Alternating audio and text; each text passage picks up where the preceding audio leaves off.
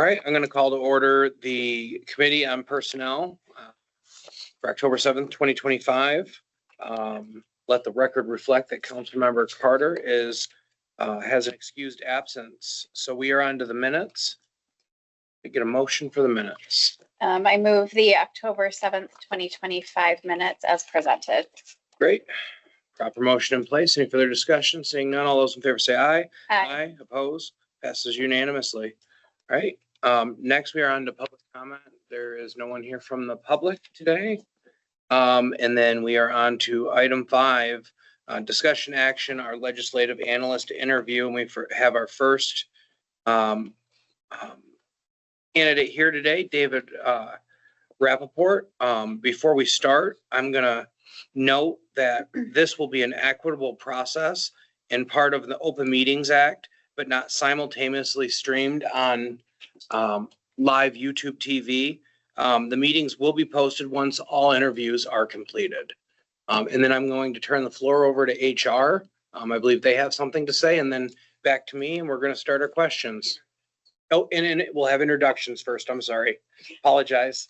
We'll start here with Greg. Hi, Greg Venker, City Attorney. Hi, Greg. Sherry, we met briefly. I'm the City Council Office Manager.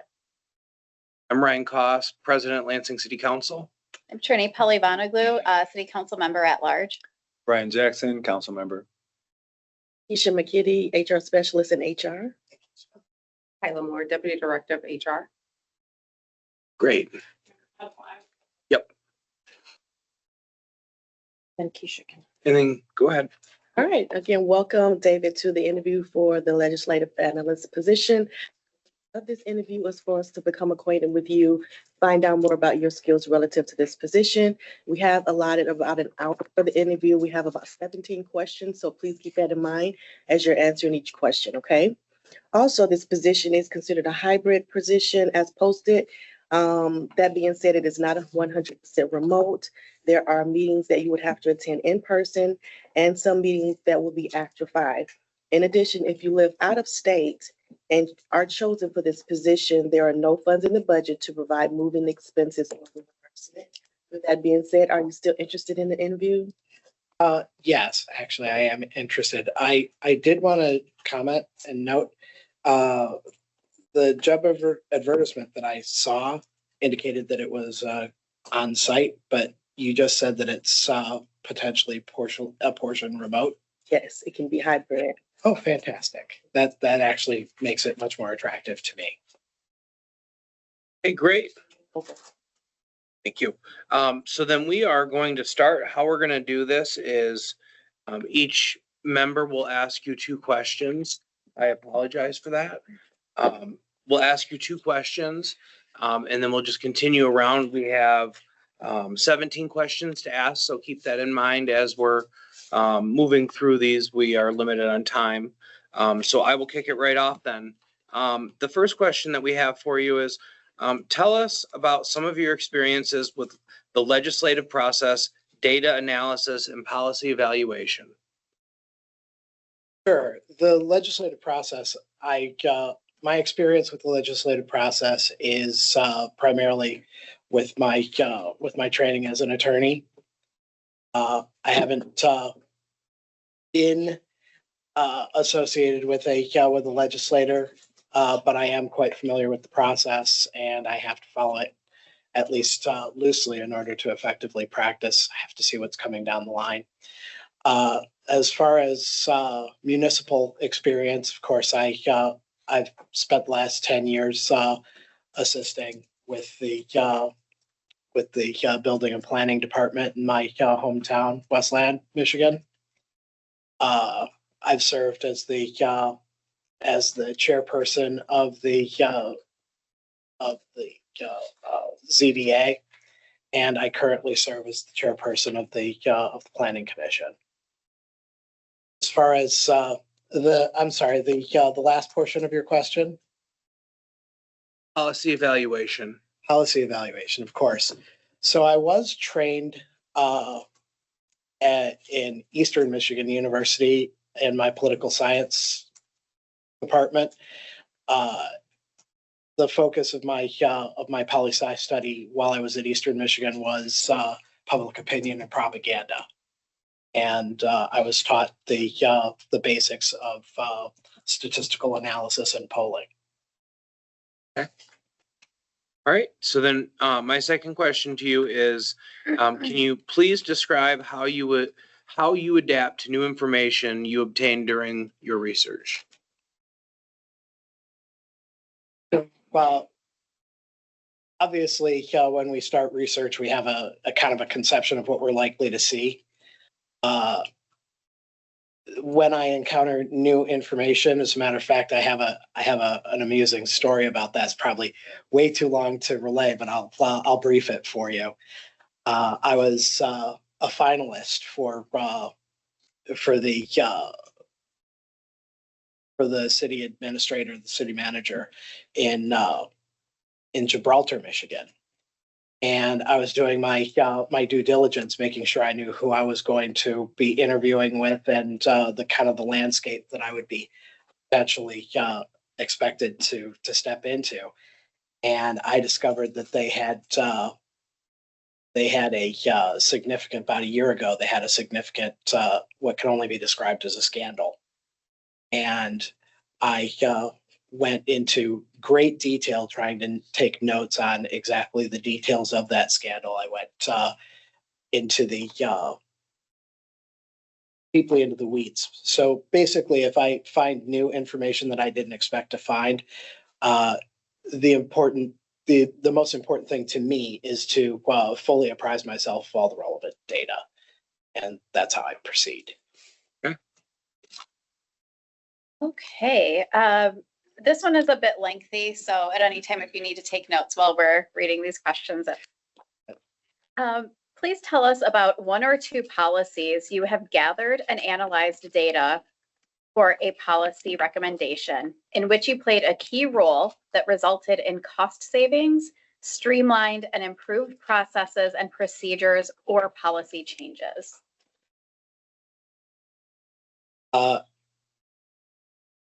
Thank you for the question.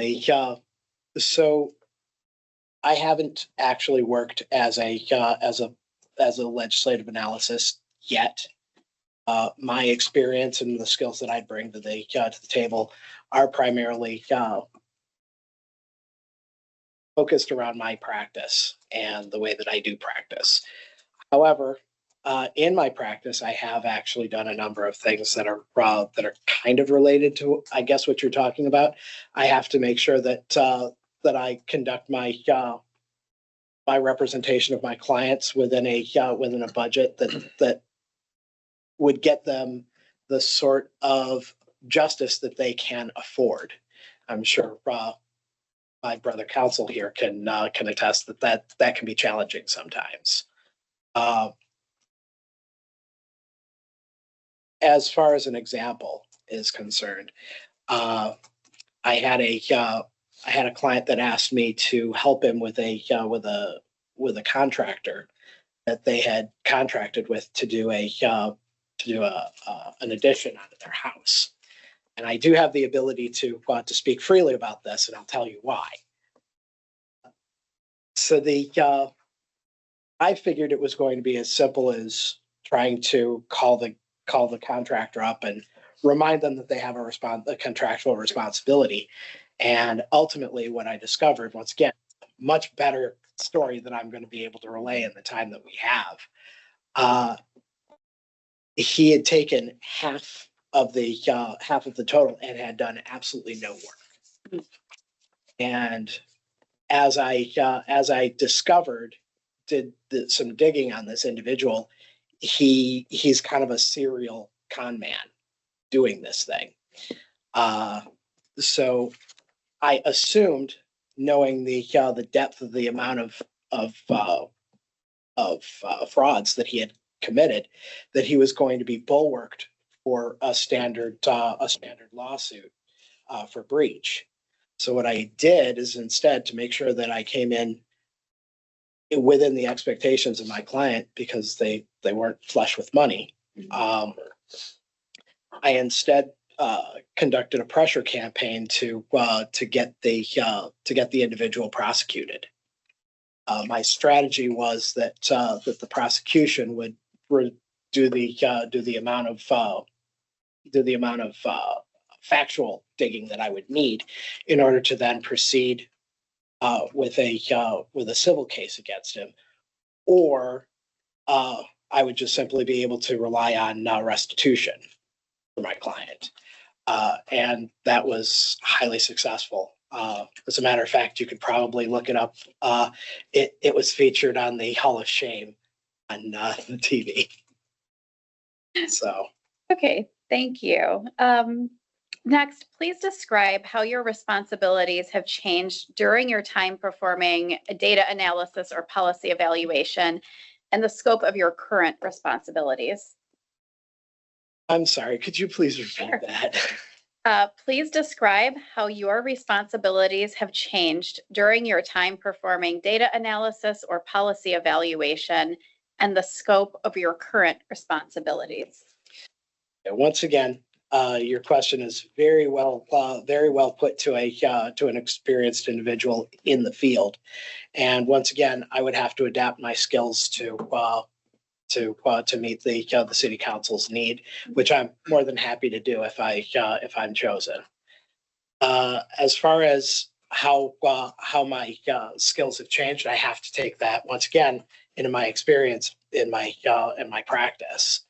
And as I've gotten further and further into my practice, and I have been mostly a solo practitioner over the years, I've had to network, form relationships with other attorneys to make sure that I have the sort of resources available to the clients that I do have and adequately serve them. But I guess how I relate it back to legislative analysis is, in fact, for any of the shortcomings that I would have, or any challenges that I'm not equal to, I'm not shy about reaching out to resources, making sure that I deliver. Okay, thank you.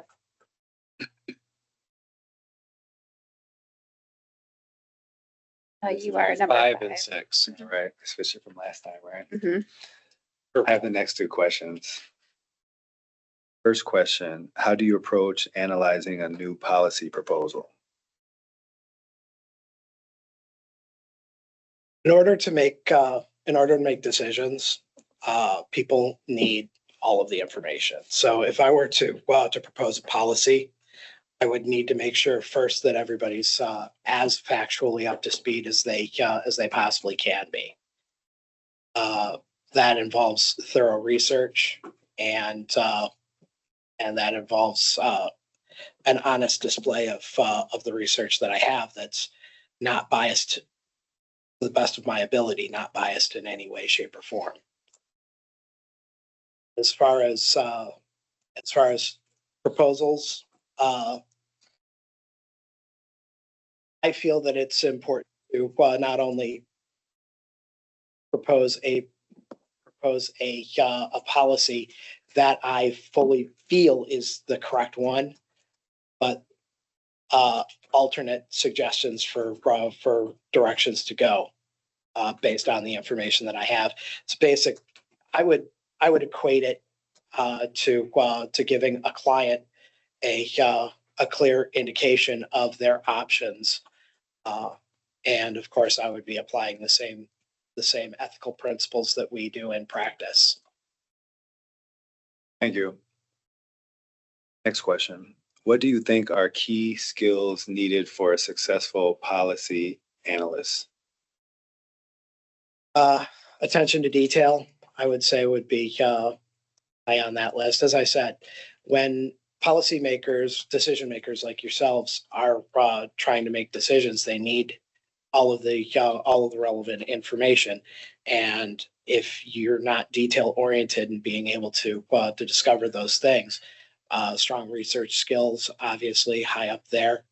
But of course, as an attorney, I'm always going to value ethical and moral considerations highly on that list. Thank you. To me. Tell us about the audiences receiving your reports in your current or previous employment and in reporting to boards and or city councils. There are currently 8 council members you would report to. I understand. So in practice, I have to regularly keep my clients updated on my progress. In my work with the city of Westland, of course, I don't have to report directly to the city council. My primary responsibility is to make sure that I'm aware of of the petitions that we have before us, and I run the order of the meetings. It's my primary responsibility. Other than that, in that role, I occasionally have cause to contact the mayor's office, speak regularly with my director of building and planning, and recently I've had a lot of interaction with our deputy mayor.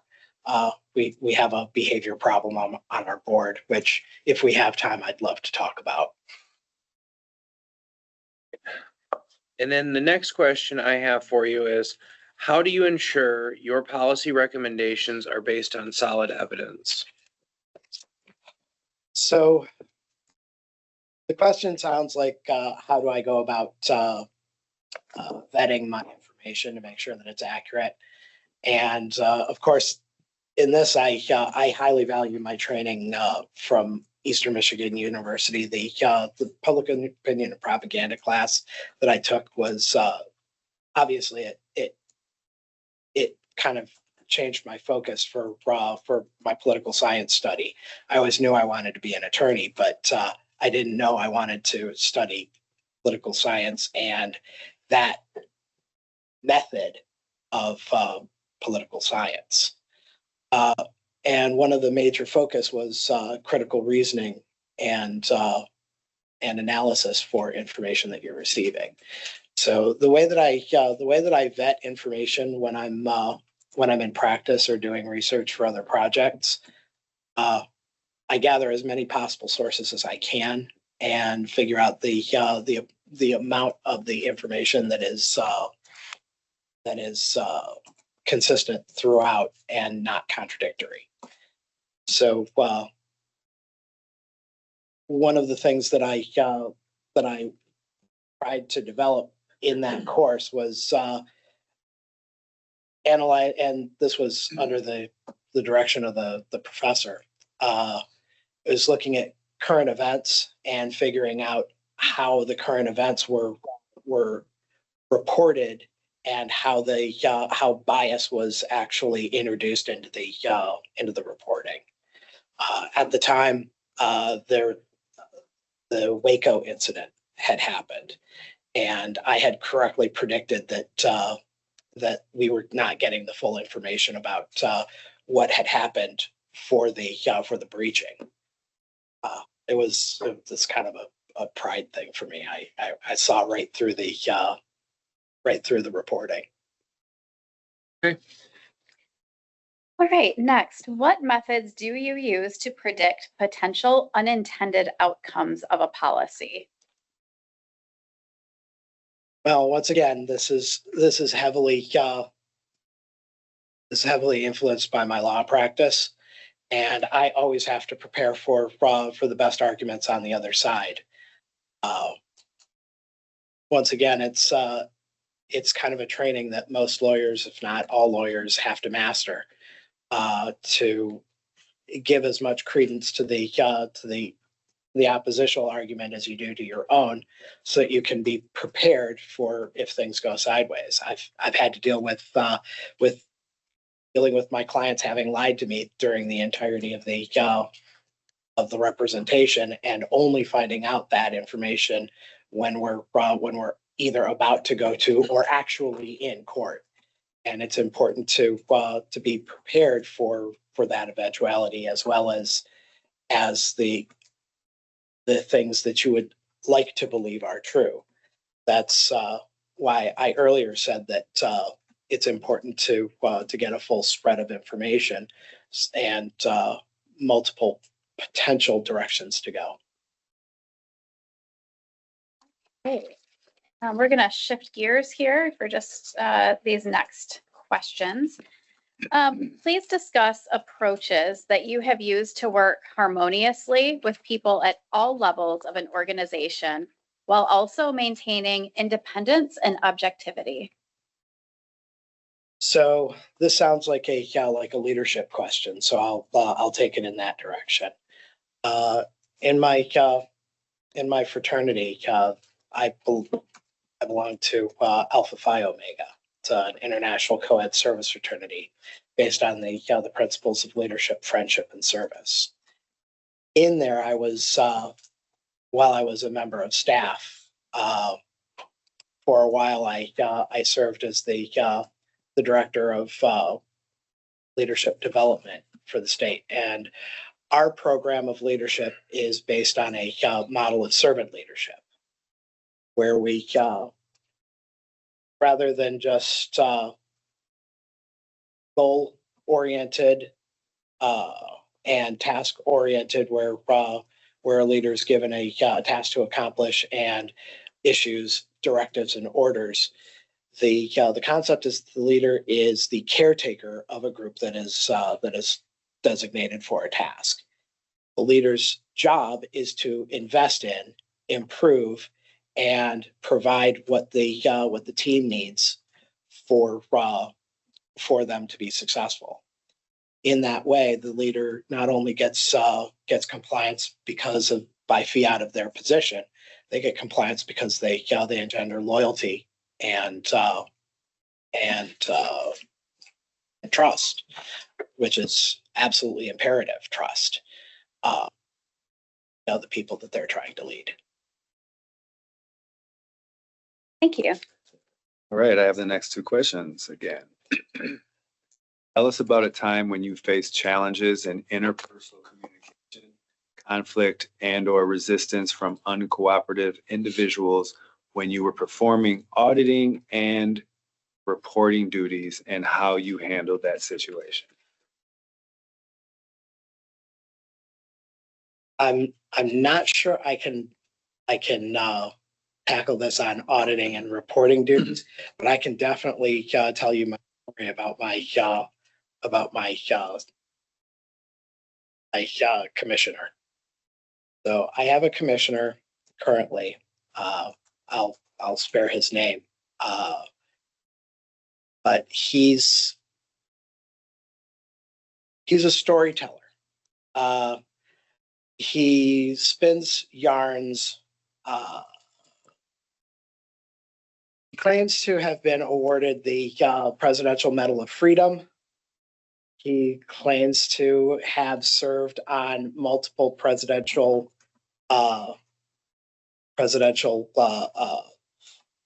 diplomatic staffs.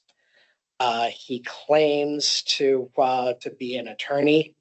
None of these things I can actually disprove or prove. I can definitely disprove a few of them because the Medal of Freedom is public record, and he's not on there. Our administration is aware of the problem because I called their attention to it, and recently, now that I have a little bit of background on the potential character of this individual, he approached me approximately 5 minutes before we were supposed to go into session. Informed me that one of our members, whom he had a prior kerfuffle with, had recently been his term had recently expired. He instructed me that I was not allowed to permit him to speak or vote in the meeting, to which I made it very clear to him, if he had a problem with this, with the seating of this individual, he could bring it up as a motion in session, but I would not recommend it. And I would not be, in fact, embarrassing this individual on camera. He did not like that. He raised his voice to me. I said, listen, this conversation's over. I'll run the meetings how I see fit. And not to put too fine a point on it, bringing this up to me 5 minutes before session is not appropriate. We conducted the meeting. You could watch the video. This individual did not bring his motion in any way, shape, or form. As a matter of fact, duplicitously, when he was given the opportunity to speak at the end of the meeting, he chose to reverse his vendetta and instead sing the praises of that individual and throw his undying support for his renewal on the board. I, of course, approached the individual directly. I said, listen, it does appear that you're due for a renewal. I'm going to look into it, but you should probably reach out to the administration to see why they haven't offered you renewal yet. Went home, immediately pulled up the Planning Enabling Act and confirmed that Section 15 sub 2 clearly states that a sitting member retains their position until the position is filled, which is what I assumed was the case, which is another reason why I wouldn't just do what he wanted me to do. That was very lengthy, and I really hope it gave you an insight into how I handle conflict. Second question I have, describe how you explain complex policy issues to a non-policy audience. Well, that's a very good question, and I appreciate it. So I often have to do this, both in practice. I have to boil down occasionally complex legal concepts to lay individuals. But even in my free time, in my hobby, I'm a card game tournament official. I am a certified official, have been for 20 some odd years. I'm one of the highest rated officials for Magic the Gathering. And I very often have to explain extremely difficult and complex interactions to people in a very short period of time so that they can understand it and move forward functionally, literally on the spot. It may seem a little petty, but the skills that I've learned in over 20 years of that hobby are invaluable, and I apply them even in my profession. Thank you.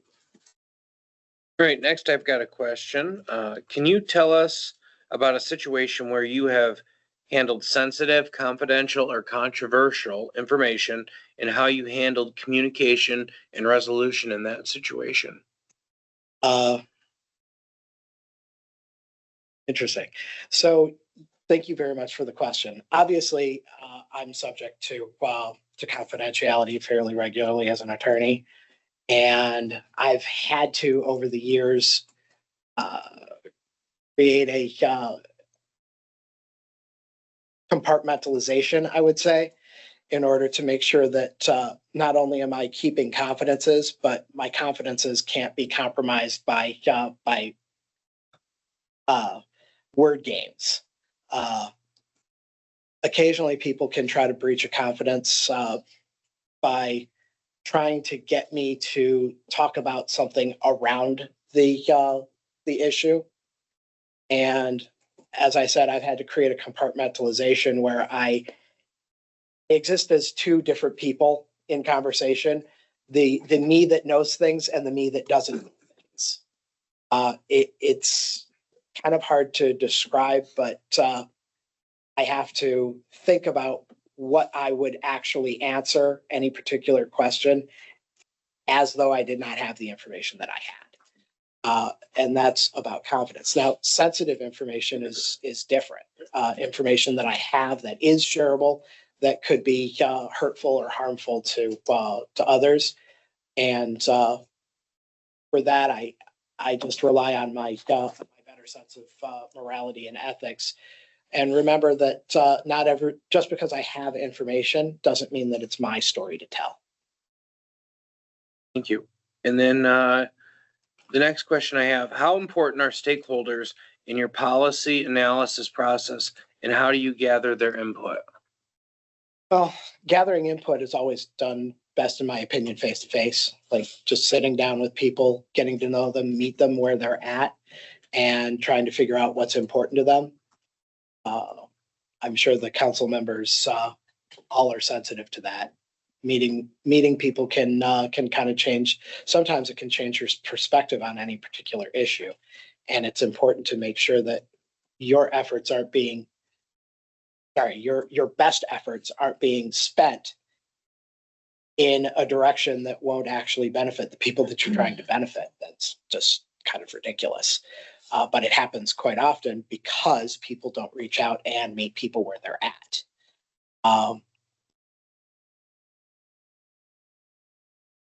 I believe I got a little bit off track. I want to get back on track with the actual question. Mhm. Could you repeat, please? How important are stakeholders in your policy analysis process, and how do you gather their input? Okay, so obviously they're very important because when you're setting policy usually for implementation, and you want to make sure that the policy, that the stakeholders, the ones who are going to be benefiting from the policy, actually will benefit. Good to get that direction and that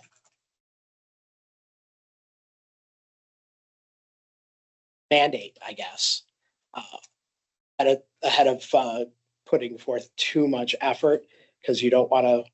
I mean, there are certain things that you can do preparatory wise, but until you're actually developing policy, or when you're actually developing policy, you want to make sure that your efforts are actually being spent wisely. Thank you. Okay, next, please describe how you would advocate for a policy position and a situation where your policy recommendation faced resistance. Well, that's kind of why I would usually try to come up with a number of different alternatives.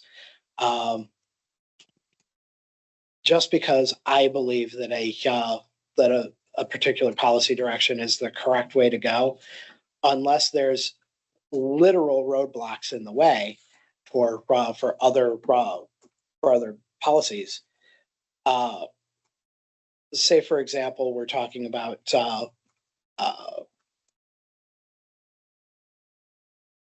decency laws. There are definite roadblocks for certain things that we can do because the Constitution exists. And we need to make sure that that when we are making that sort of a policy, that it coexists harmoniously with existing law and the expectation of the freedom of the public. So on what the promises that our government is supposed to be promising to us. So that being said, there are a number of different directions that municipalities have gone to ensure public peace and public safety. There are definitely similarities between them, and the best way to go, if there's going to be multiple different ways that it can be approached, and that some of them might meet with resistance, is to simply have plan B, plan C to explore after. Okay. Next, please tell us about a time that you faced a tight deadline and limited resources. So I deal with limited resources all the time as a solo practitioner. I have to turn away a number of clients or send them off to attorneys that have the resources to be able to handle their cases. Tight deadlines are a thing. when I have a time crunch, making sure that I keep the tasks organized and small and incremental usually means that I can get that I can get things done within the planned amount of time. Obviously, the axiom is of course true. Work expands for the amount of time to fit. It also kind of works the other way around. If there's limited time, usually you can crunch the work in. Of course, if there's too little time, that does compromise the quality of the work. I would prefer not to, and certainly if there was a deadline posed to me that I couldn't reasonably meet without producing quality, I would definitely make that known that I can produce within the period of time, but it wouldn't be quality. Thank you. Here's the last one. I have the last one. There's a last one now? One last one. Last. Oh my goodness. One. What are your greatest strengths and weaknesses? Oh, this is the dreaded one. don't pick them. Like the internet's got this all in there. So certainly both of these are kind of gotcha questions. So I'll answer them with a huge smile on my face. But I have difficulty communicating sometimes. I tend to be very frank.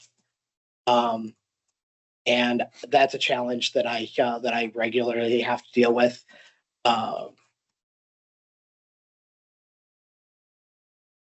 I personally have difficulty with identifying the emotions of others. But of course, this is a thing I've had to deal with for a very, very long time and doing very well at it.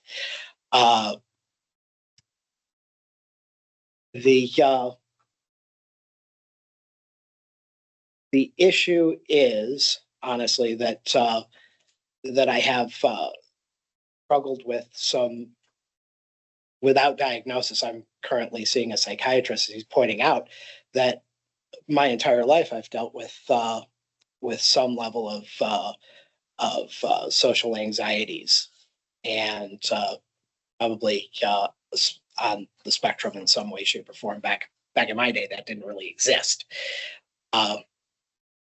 But now understanding where a lot of these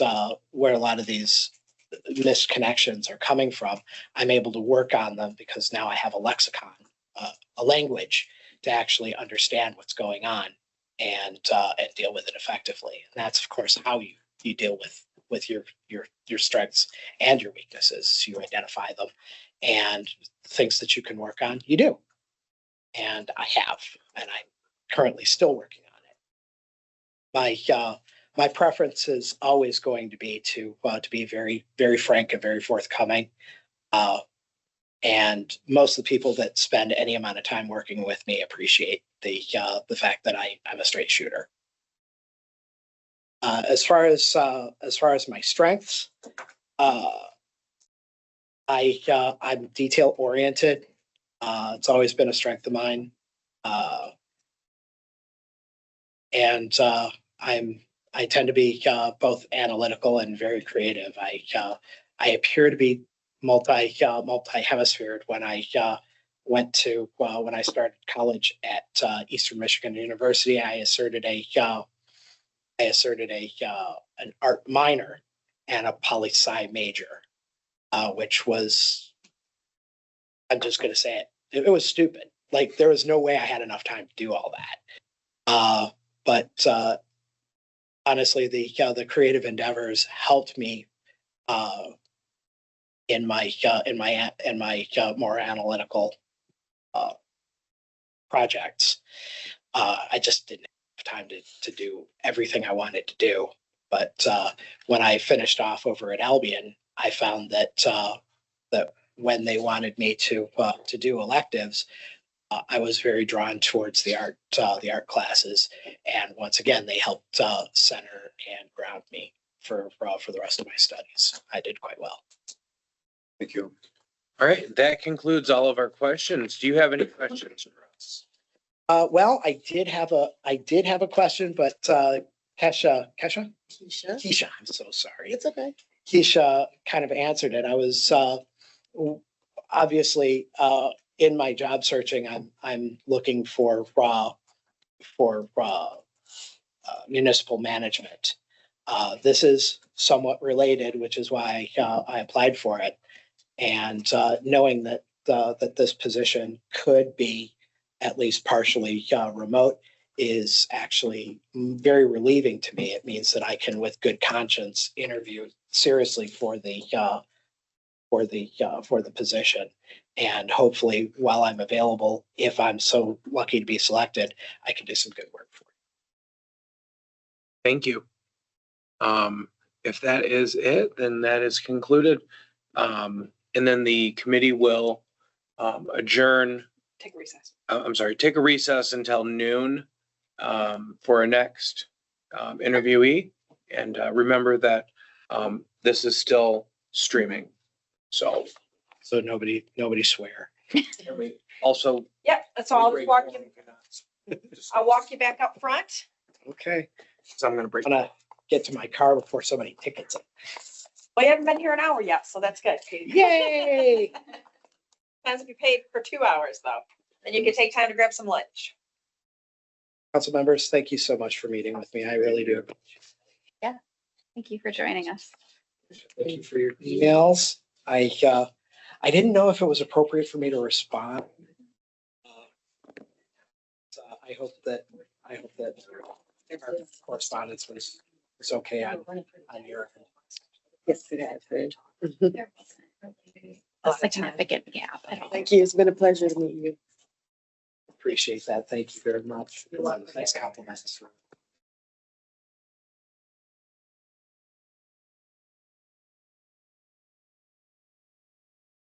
Counselor? Yeah. Good to meet you.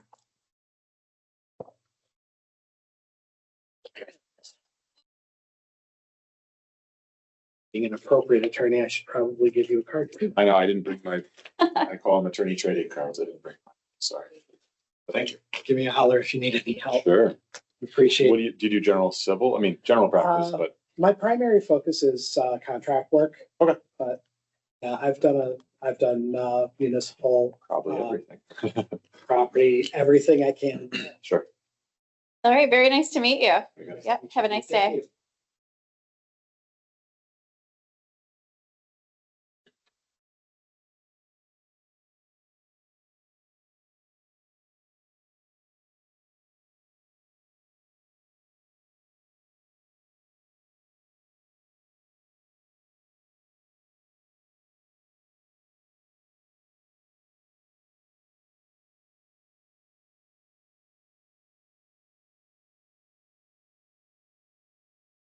I'll be back.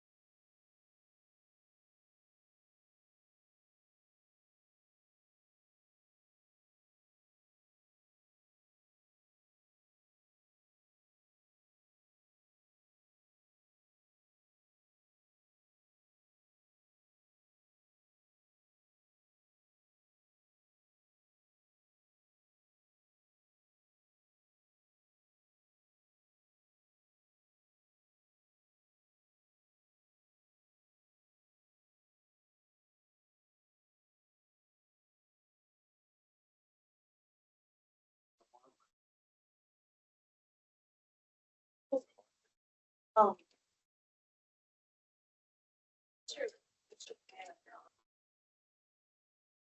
Right after the last, no, I mean, you could, January, I was trying to figure out.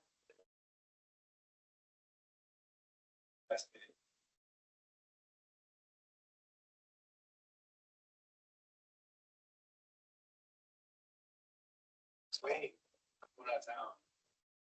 Yeah, before I go out of town, which is like.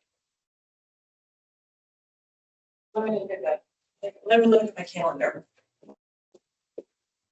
Look at mine.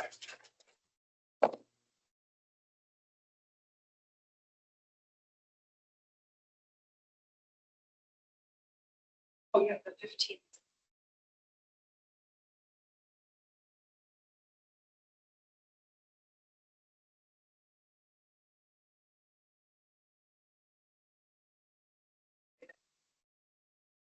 Oh, not a town, I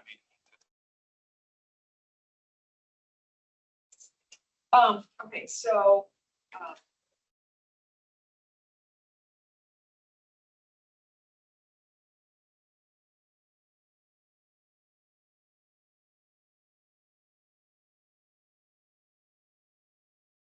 What I'm gonna need you to do is, before you go, either that way, when you're gone, I'm not trying to track you down to say, wait, do you want this chair? Do you want this? Whatever. Well, if you want, what I can do, no, too big. So she was coming back down and I was like, "I'm fine. You don't have to put me up." I was like, Oh, she's back in. yeah, I was like, yeah, Mhm. because she was originally going to CrossFit. Did you Oh, go? this is your time to think it. Oh, I didn't- I just I had- emailed it. Oh, Yep. yesterday, I think. oh, No, it's this week. I didn't know either. So like, people selectively tell you stuff, so it's like you don't know. You know, and I wasn't around him long. By the time I was around him, I liked him. Yeah. Mhm. But yeah, I guess I was a different. Why don't they ever inform me of stuff? Mhm. I feel like they should let you know on everything that goes on, like promotion, Mhm. retirement. I think I get to, I kind of know. So when you, but I understand, swamp with something else. I don't get to make all of it. I try to make some kind of an emotional time to see that they've accomplished something. They passed the police academy. Hey, that's so pretty. Thank you. Hey.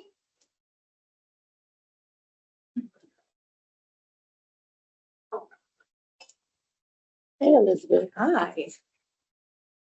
We're in recess. I know she's already here, so I'm trying to get Ryan to. Yeah. Our next person's here. Yeah. Oh, okay. So it's good. Oh, but that's, I have no done here, but.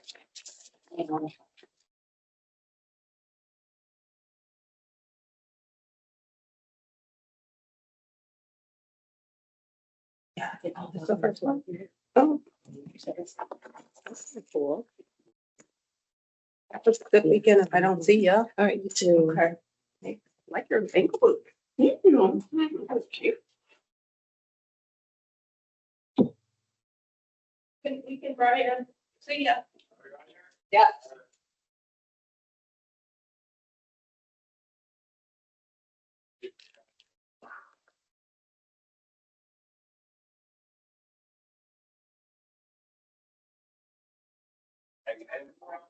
Mhm. It was nice. It's funny that next time I actually go to sit up here, like.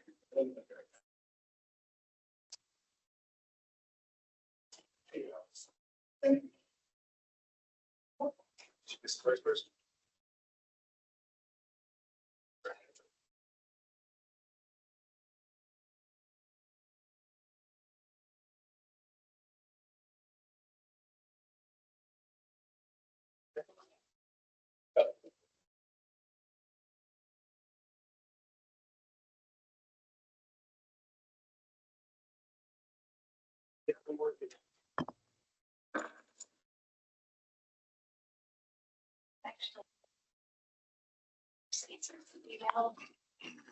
City emails.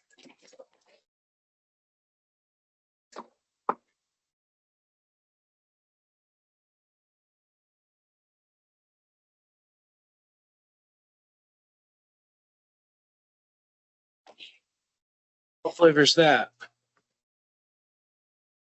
It's that new, What is that? Pete? Ooh, I like Pete. new. Hello. Hi. So if you want to go ahead and have a seat, right over there somewhere. I'll get started and they'll do some introductions.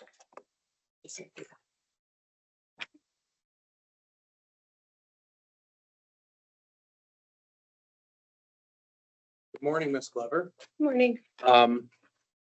First, we will start around the room here with introductions, starting here on my left. Sherry, we met briefly. I'm the city council office manager.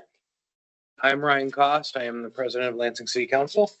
Hi, I'm Trini Pelivanoglu. I'm a city council member at large. Hi, Brian Jackson, council member. Shima Kitty, HR specialist with the HR department. I'm Elizabeth O'Leary, Director. Nice to meet you. And then we have 17 questions for you. Oh, yep, yeah. Yep, 17 questions for you. So keep that in mind as we ask questions. We're each going to ask 2 questions and go around. And then before we do that, Keisha is going to go ahead and share something with you before we start. Welcome to the interview for the legislative analyst position. The purpose of this interview is for us to become acquainted with you and to find out more about your skills relative to this position. As the president mentioned, we do have 17 questions, so please keep that in mind as you're answering each question. Also, when this position was posted, to let you know, it is a hybrid option. That being said, it is not 100% remote. However, there are some meetings that you would have to attend in person and some after 5 p.m. In addition, if you live out of state, there are no funds in the budget to assist with moving or reimbursements. With that said, are you still interested in the interview? Yeah. Thank you. I'm going to turn it back over to the president. Great. So then we're going to get rolling. I'm going to ask the first question. So the first question that we have is, tell us about some of your experiences with the legislative process, data analysis, and policy evaluation. Yeah, so I worked for the Michigan House Representative Anthony. She's now a senator. I was there in 2020.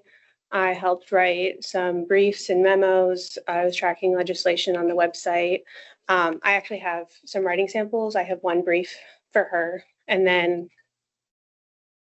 in terms of analysis, I do that extensively at my current job at the Michigan Public Health Institute. It's a lot of qualitative and quantitative work. I run analysis on SPSS mostly, as well as in vivo and REDCap. It's a lot of survey work for them. It's taking things from a REDCap survey and moving it to SPSS, where I will clean the data and then run the frequencies and the general analysis, compile it into a report, either a presentation or a brief, and present it to our clients. And then the documents that you mentioned, well, I'll ask for that at the end and we can get a copy of those around. So the second question I have is, please describe how you adapt to new information you obtain during your research. Sorry, 1 second.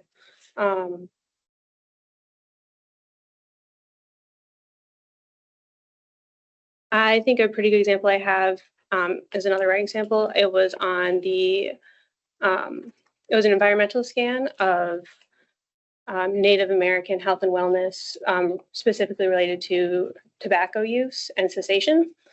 I was looking for literature for most of it, and then I went on to look at programs.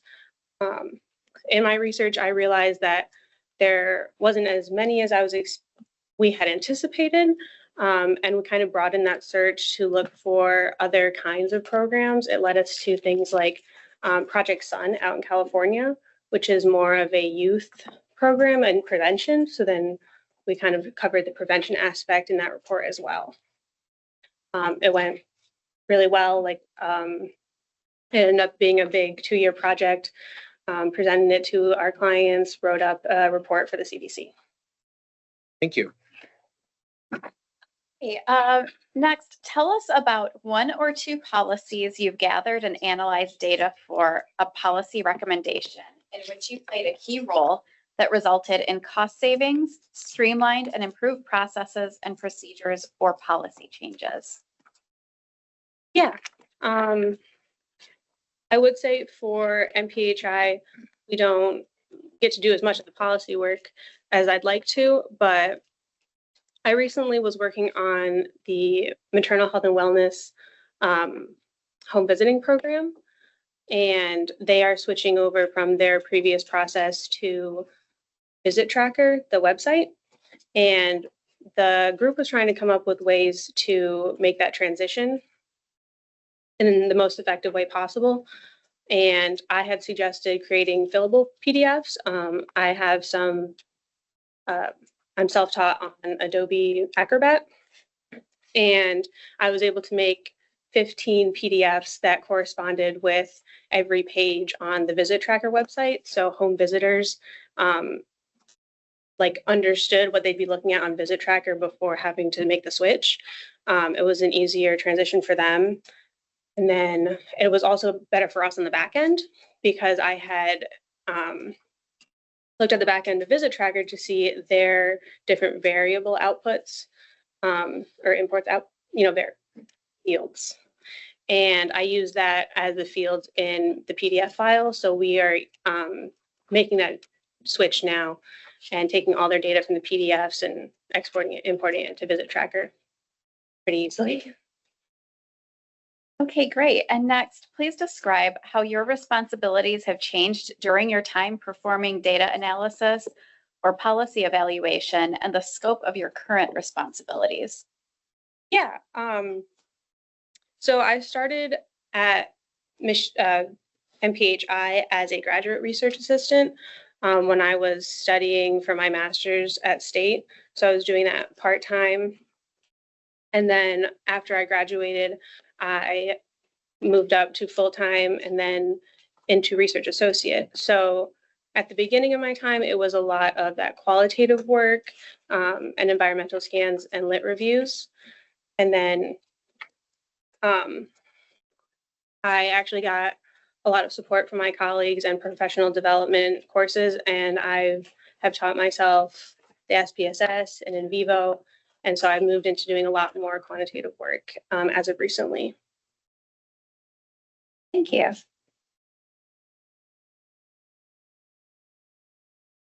I have the next two questions. How do you approach analyzing a new policy proposal?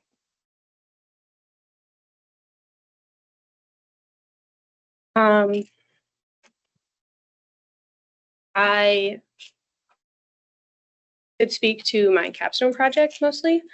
And for that, I was researching emergency management in the state of Michigan after the Detroit floodings in 2021.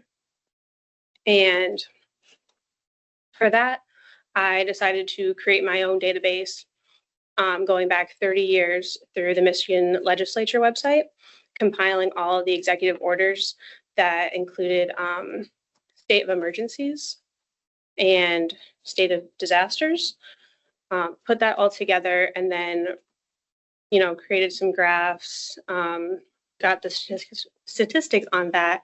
And from there, I created this brief and a presentation that I presented discussing how to improve emergency management and to be more prepared for future disasters such as flooding is what we see the most in Michigan is what I ended up finding in my research. And the conclusions I came to were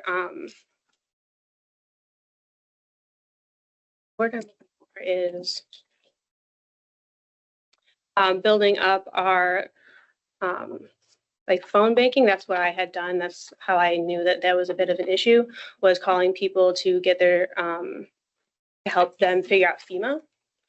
So it was working more hands-on and also preparing in advance by checking on dams and things like that. I found out a lot of those are actually not up to code. They're very old and we kind of let them go. So I also recommended keeping those up.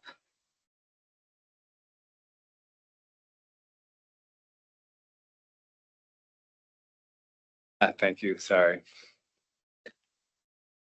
What do you think are key skills needed for a successful policy analyst?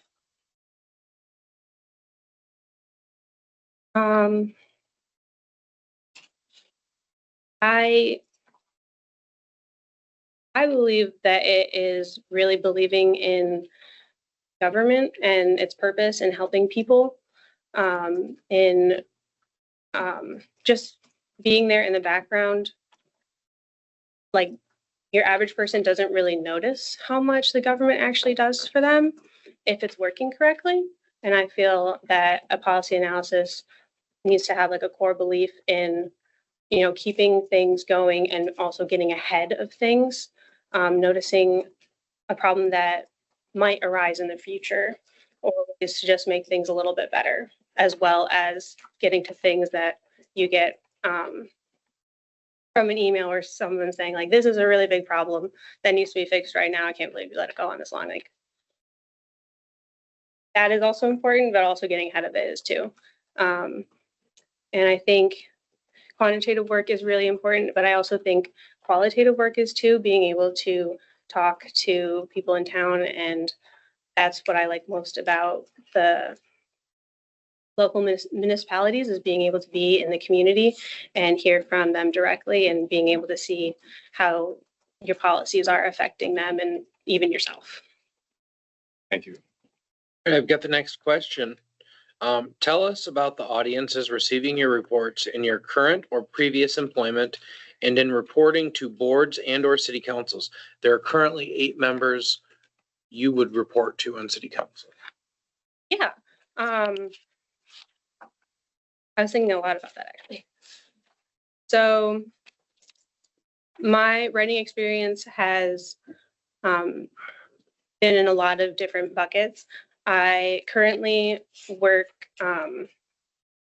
in writing reports for clients as well as the CDC mostly, or the clients can also be MDHHS. So they are pretty objective, and it's program analysis and report writing.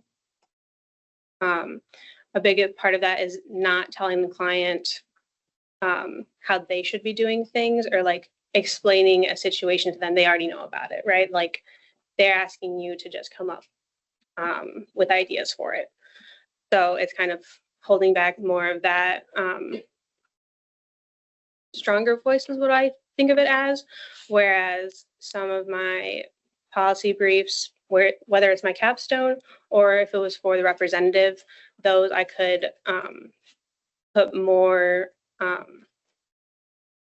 emphasis behind my words. I could be a more liberal with my wording choice to get my point across. She appreciated the things that I brought to her, and my capstone, I put a lot of narrative into, because I really wanted to paint a picture of a situation that I thought people weren't really considering as like an effect of climate change, because it's just rainfall. But yeah, so for that, I really did try to pack a punch. Thank you. Then my next question is, how do you ensure your policy recommendations are based on solid evidence? Yeah, for that, I do extensive research. I track sources online a lot of the times. Like the Lit Review, for example, on for the CDC on the Native American tribal tobacco. That was months of just reading literature, deciding how far back to go, because there are things all the way from the 80s, but recognizing that in 2021, maybe that's not very relevant. And then going through that database, narrowing it down on what's the most credible, how relevant it is, and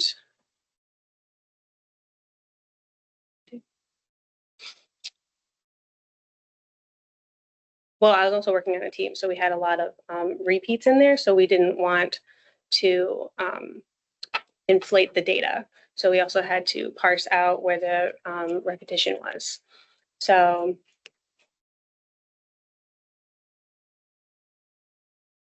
I'm sorry, can you repeat the question? I think I started.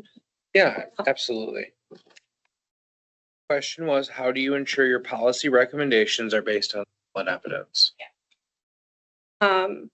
So doing a lot of research online, especially in the age of AI, meant you were receiving answers from your search that claimed to say something. So then it was going through the primary sources on that, making sure those were real and they weren't made up or, God forbid, from Reddit. So yeah, it was a lot of reading. But yeah, in the end, we came out with 70 sources. Thank you. Okay. Next, what methods do you use to predict potential unintended outcomes of a policy?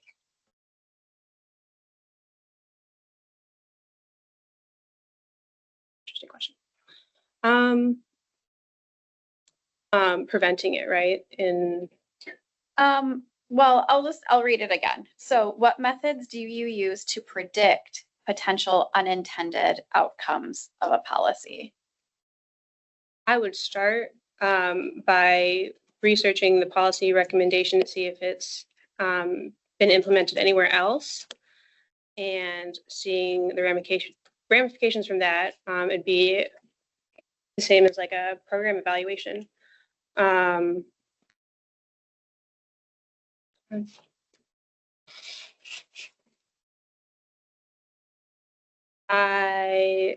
would take a lot of surveys, an environmental scan, where I'd be asking what people really need and if that policy is going to address that or not.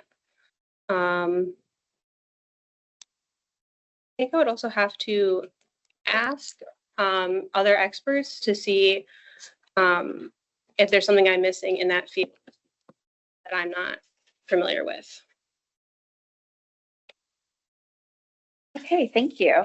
We're going to shift gears here with this next line of questions.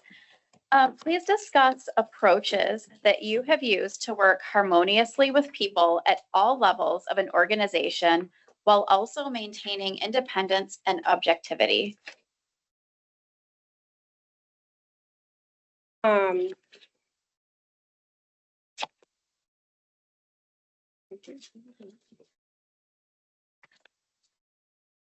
One second.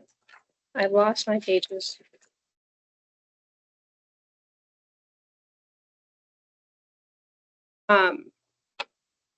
Sorry to keep referencing the same thing. That CDC report, I did write that up with my supervisor and a colleague.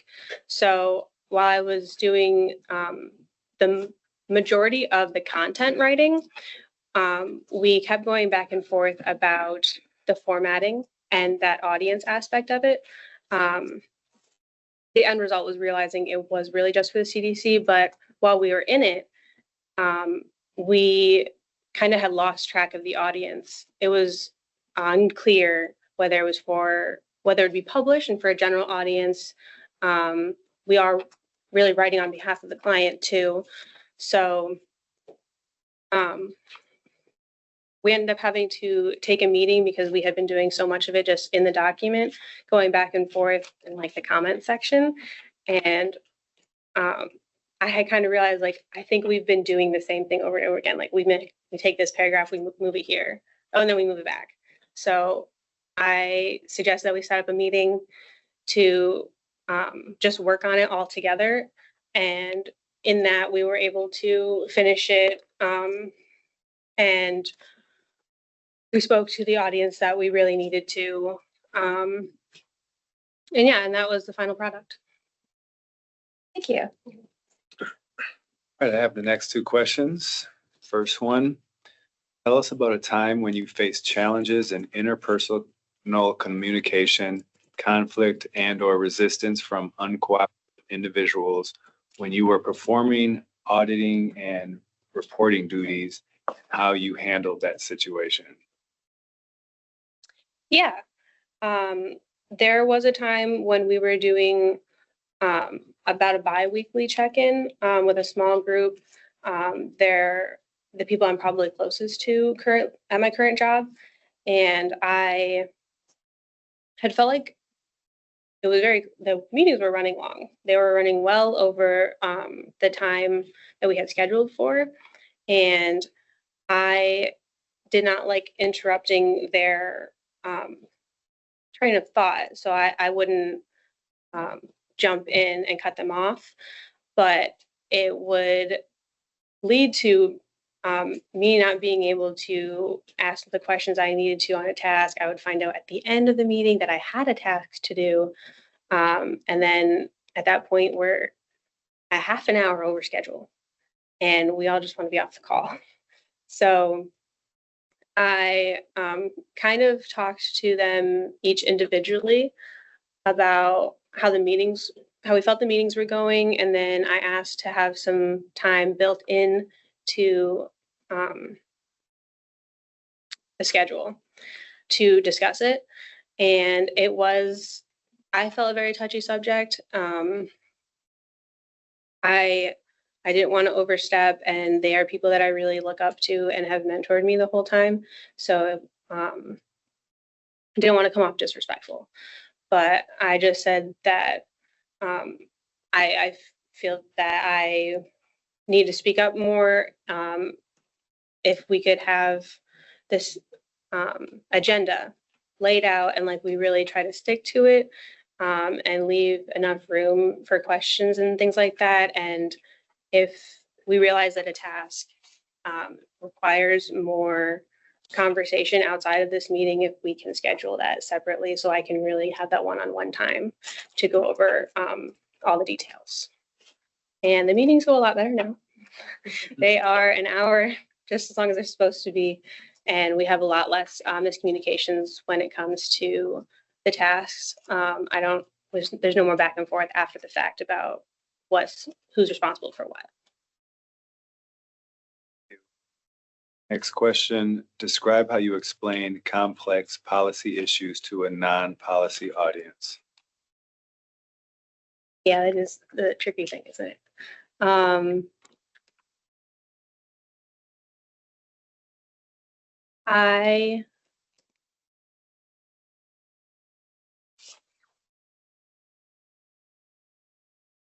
right, 1 second. I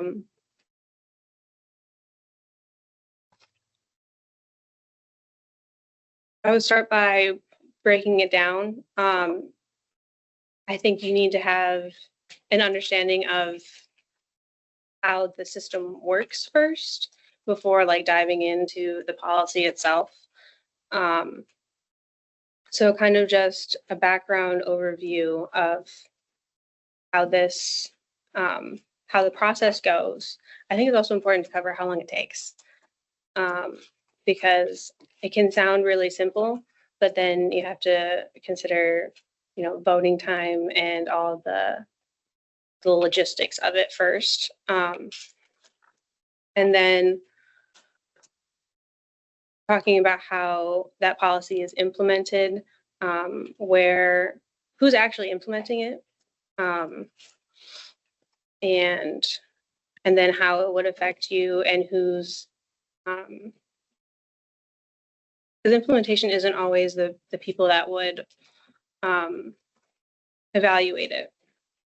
So I would go through that whole process, start to finish. Thank you. Okay, next, I have a question. Tell us a situation where you've handled sensitive, confidential, or controversial information and how you handled communication and resolution in that situation.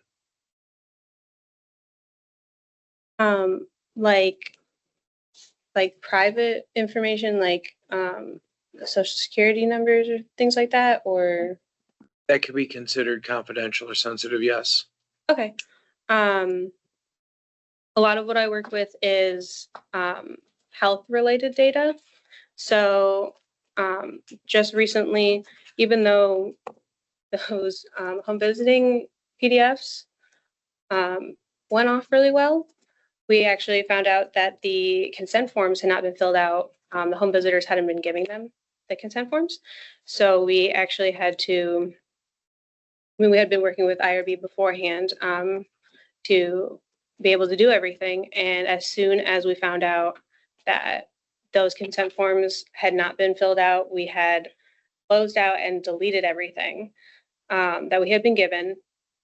And then we immediately contacted IRB to see how to go forward. And it was there was a lot of questions over can we use it retroactively, getting the consent forms done now? Can we use that previous data, or are we starting over? And we heard back that we could not use it retroactively. So it'll be a new set of data collection. And then the next question I have for you is, how important are stakeholders in your policy analysis process, and how do you gather their input?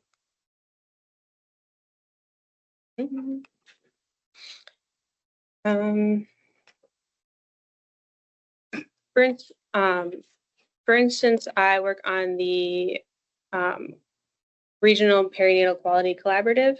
The collaborative is a large group of people that meet monthly.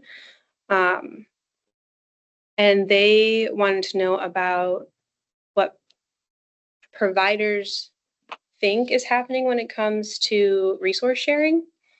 And for that, I was really understanding what the collaborative was looking for. Because it wasn't, we had to narrow it down, because at first it was, we're thinking, oh, are we looking for ways to help providers?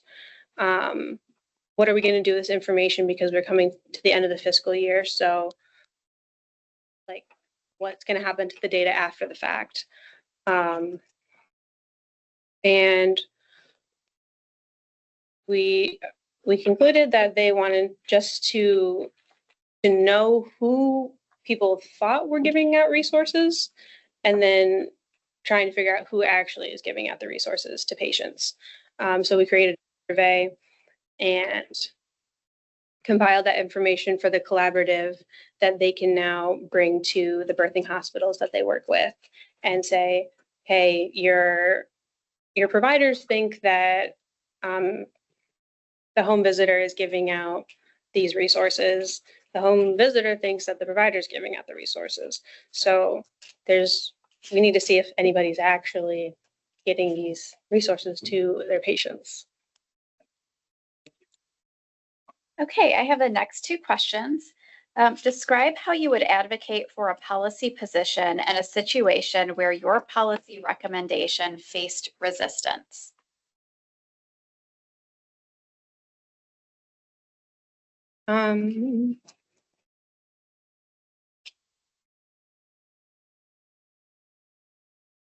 I had written a policy brief for the representative, and it was based on a constituent letter where someone was very concerned about pollinators being killed by pesticides.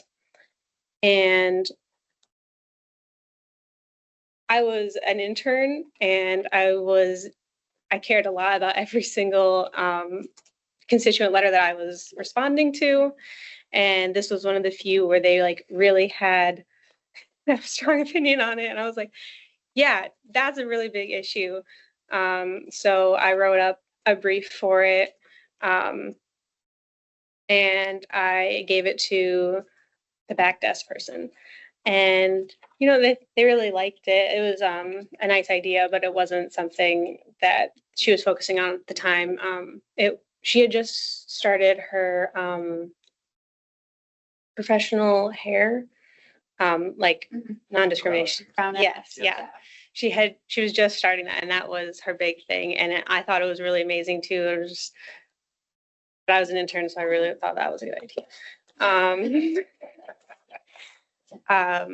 I understood it completely. But I did ask, you know, like, can you review it? Tell me how you think, how well I did on writing it up. What more can I do with this brief? And she was very helpful. I was able to give it to other people, and nothing has happened with it since, but that's okay. Okay, thanks. And next, tell us about a time you faced a tight deadline and limited resources.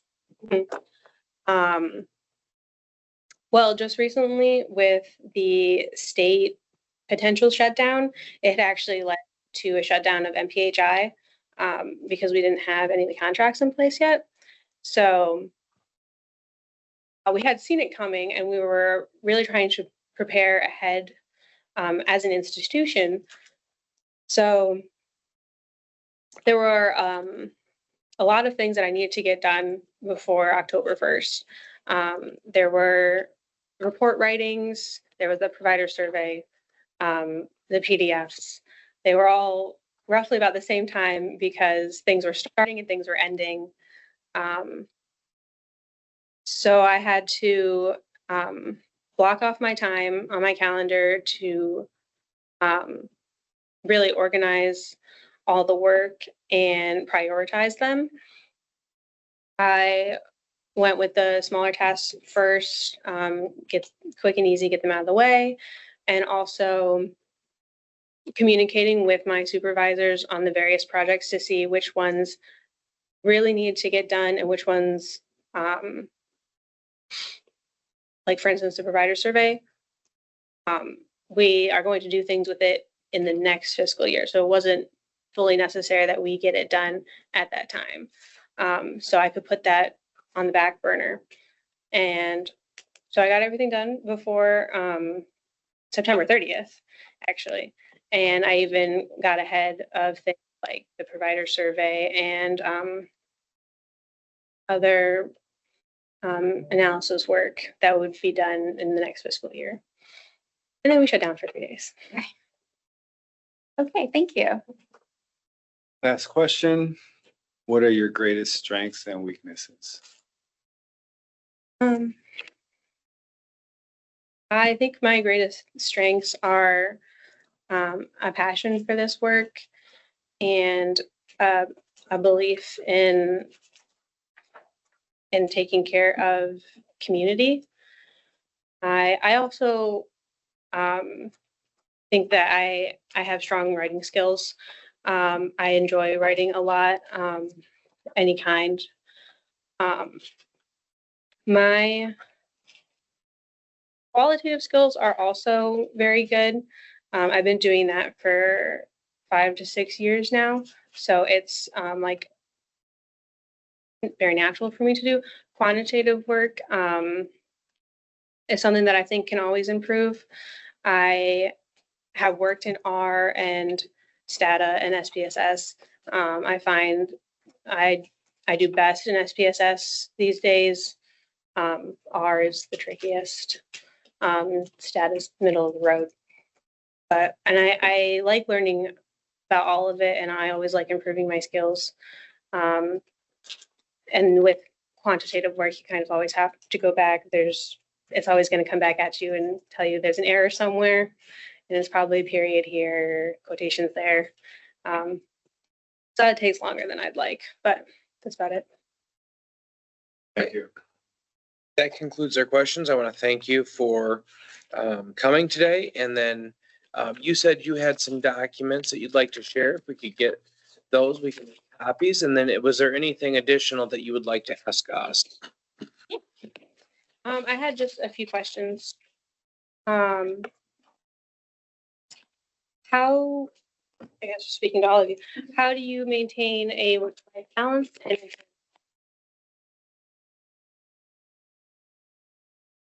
Anyone want to pick this? Tackle this one. Because I do not maintain work-life balance.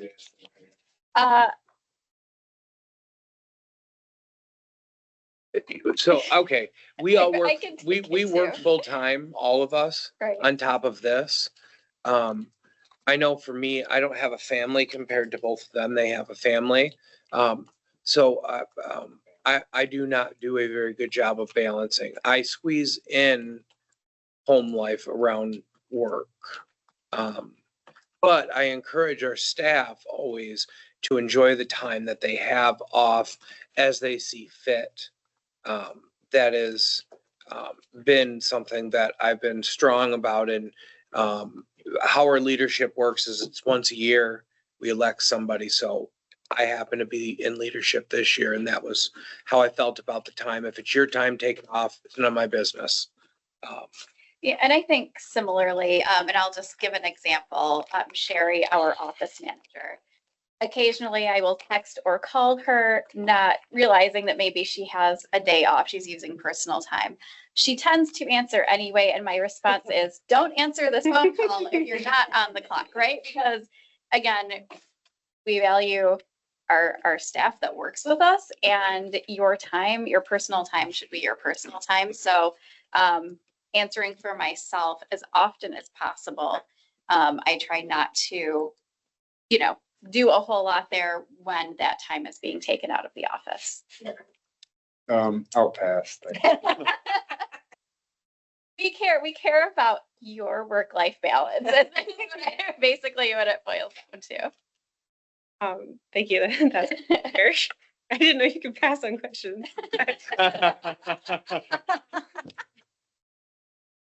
So my last question is, how is the position tied to the council members' elections? It won't be tied to the elections at all. It'll be tied to leadership. Leadership could push you into a different direction. That's entirely on them. But as one of the questions did mention, we have 8 council members, which means that you could have potentially 8 people asking you for something, and you would have to, if selected, decide how to prioritize those requests. Sounds daunting. I promise it's not daunting. But did anyone have anything to add to that? By loud. Sure. I mean, he's passing, so why not? I don't think you have anything to say, but I can. And you Greg. weren't here for introduction. Yeah, so you're you right. might I'm wanna sorry. introduce I'm Greg Venker. I'm the city attorney. So I actually have 9 bosses. I've got the 8 elected council members, and then I've got the mayor that I answer to all. And I will say, 1, your position, if hired, you can only be fired by a majority of the council voting to fire you. So if leadership changes or something changes, your position is not, it's political, but it's not politically tied in the same way that like an appointed position might be. Directors of the departments can be fired by the mayor if he doesn't like them anymore. Council can intervene, et cetera. Okay. But the other thing I'll say is, yeah, you can. Well, No. first off, Thanks for you sharing. can our lodge your options. objection. Off topic. Okay, fine, off topic. But consistent with what Council President Cost said, we get requests from all the council members. There's a prioritization that has to take place. To some extent, leadership for you would be the one saying, like, these are the things to be working on in what priorities if you have a conflict in favors. Yeah, I hope that answers your question. Yeah, and I can't add any more to that thorough explanation. So That's really helpful. Thank you. Absolutely. Great. If that was it, did we get the documents so we can get copies? Is that Those- just one copy? Yeah, one of each. I Sorry, will make they are copies. in black and white. I didn't have a color printer, and then I picked my most colorful work. That's okay. Unfortunate. So I can make copies and get these to you? Okay.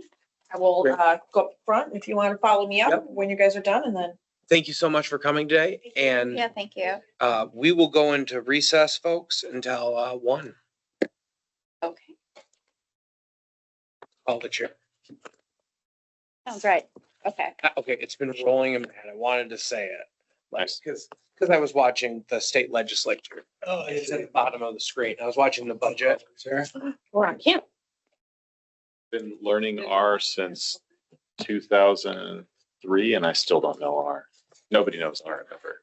You said R is the hardest, and I said, yes. I've been trying to learn it for over 20 years, and it's still okay. I don't know who came up with that one. The wrong kind of nerds. Yeah. Yes, and I forgot. to ask you about this. Thank Are you happy with them? I am. They're comfy.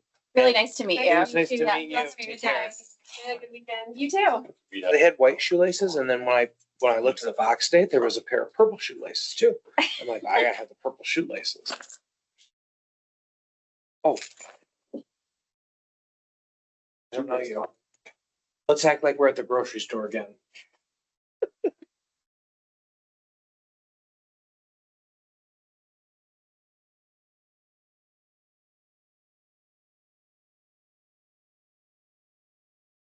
the difference? I mean, is it the shock? It's the new model. Okay, It's got a facelift. they're better. I don't know why they're better. They just are. I just know some. Right now, I'm protecting them like the children. Right, it'll last about a week, I know. if that. Wait till Monday, like. Jeans, one on, last night. Uh-huh. It got a little narrow. Got a- Really? Yes. Yep. That's hard, isn't it? Something when you go, like I was saying the other day, I would just, like, I know my size and Nike shoes, don't have to try them on, so I'll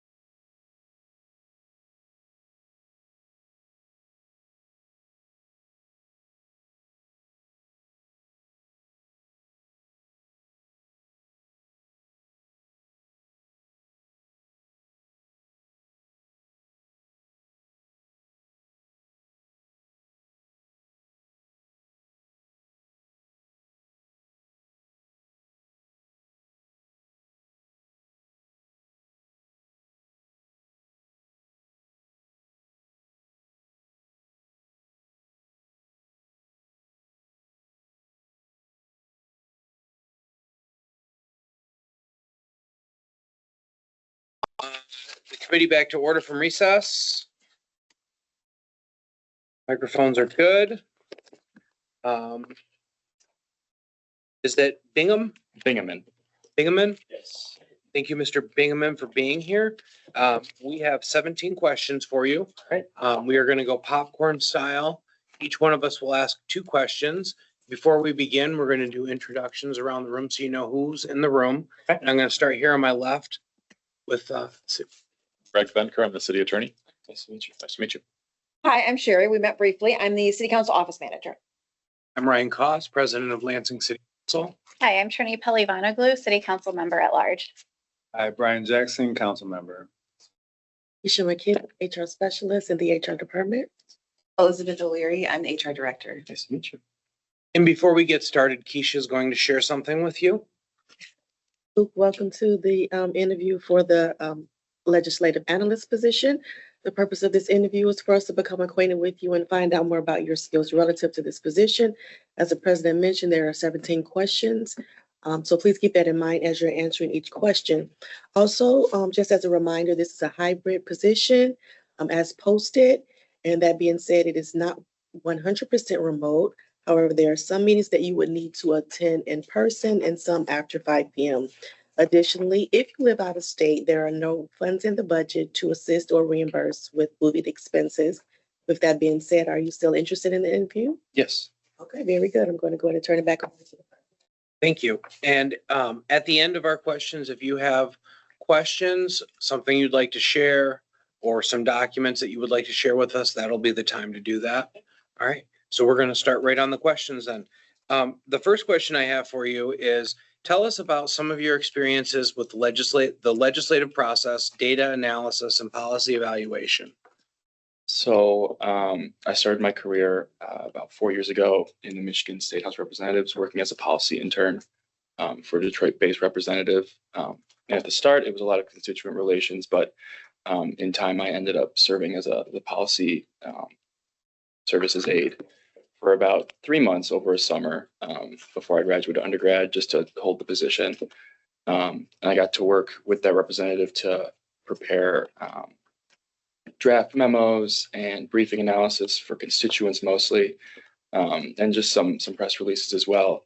And when I completed my time there, I went to work at Michigan Legislative Consultants, again as an intern, but being a graduate student at that time, they allowed me to really get my hands into some more hands-on projects. And I was able to work with a client to draft and compile a 10-bill package that was set to be introduced in the legislature before my time was up. So I didn't get to see that all the way through, but that included case studies and best practice analysis and looking at past bills that have been introduced, kind of culminating into this package that met their goals and was politically what they were looking for. And that required a more qualitative than quantitative aspect, but my quantitative methods have been honed in my pursuit of my master's of public policy. I've taken about 3 courses on qualitative methods and quantitative methods combined. I think each course was about 3 hours long every week. So I have a great deal of experience in that. And my current capstone project is a qualitative research analysis of housing policy, but it will be mostly qualitative with a little bit of mixed methods in there. So I have a great deal of experience in all types of data analysis using Stata and econometrics methods. Thank you. And then the second question I have for you is, please describe how you would adapt to new information you obtained during your research. Yeah, so I think that is something that my education has really prepared me for. That's part of the scientific process, is coming up with a hypothesis and taking data and then continuing your research based on what the data finds. So if I had a hypothesis or a goal of a policy analysis, I found, well, maybe that policy isn't going to work. How could this policy be changed?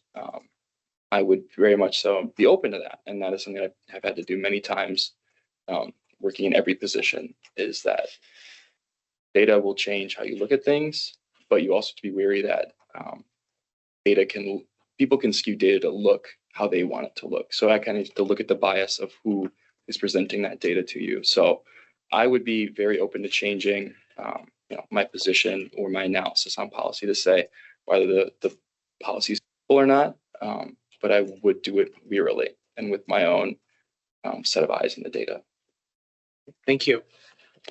Okay, next, please tell us about 1 or 2 policies that you've gathered and analyzed data for a policy recommendation in which you played a key role that resulted in cost savings, streamlined and improved processes and procedures or policy changes.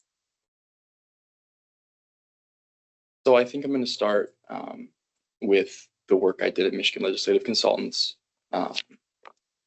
That was a project that I was very proud of.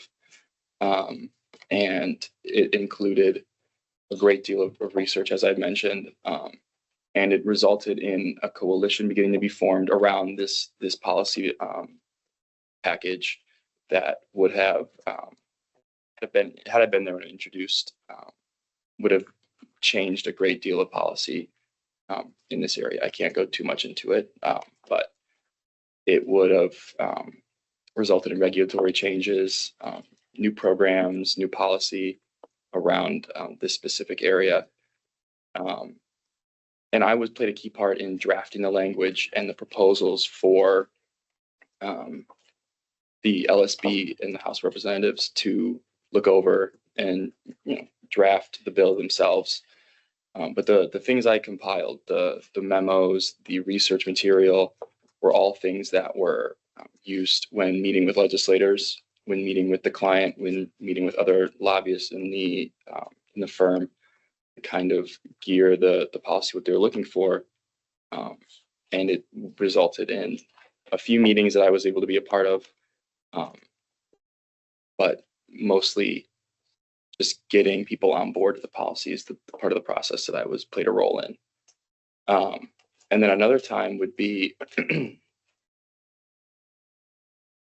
I worked again at Michigan Legislative Consultants to review and present changes to lobbyists to give to clients on policies such as the Earned Income Tax Credit and the paid sick leave act that was in the State House last year was a big one, where I had to read through the bill and kind of highlight things that were important and then summarize that to a lobbyist so that they could come up with policy suggestions and present that to a client so that they could come up with a position that they would take on that legislation. And of course, I've done many different projects during my education around that same kind of idea, but that never really resulted in any policy changes because that was mostly just for classroom practice. Okay, thank you. And next, please describe how your responsibilities have changed during your time performing data analysis or policy evaluation and the scope of your current responsibilities. Yeah. So if looking back to when I started in Michigan State House of Representatives at the age of 18, I'm a freshman at Michigan State. My responsibilities around policy and data were minimal. Mostly it consisted of me gathering data on constituents, where they lived, what their issues were, where might be the best places to meet with them. So it was a lot of there was data, but it wasn't used for policy. It was used for connecting with constituents. And as time went on, and the director of policy for that in that same position, it was a lot more of looking into best practices. And that's what it's evolved into now, is I see a lot of best practice research, looking at data to apply it to how policy can be changed, using data from multiple different sources to really paint a whole picture of a policy and how it might impact a constituency or a city as a whole, both in the short term and the long term.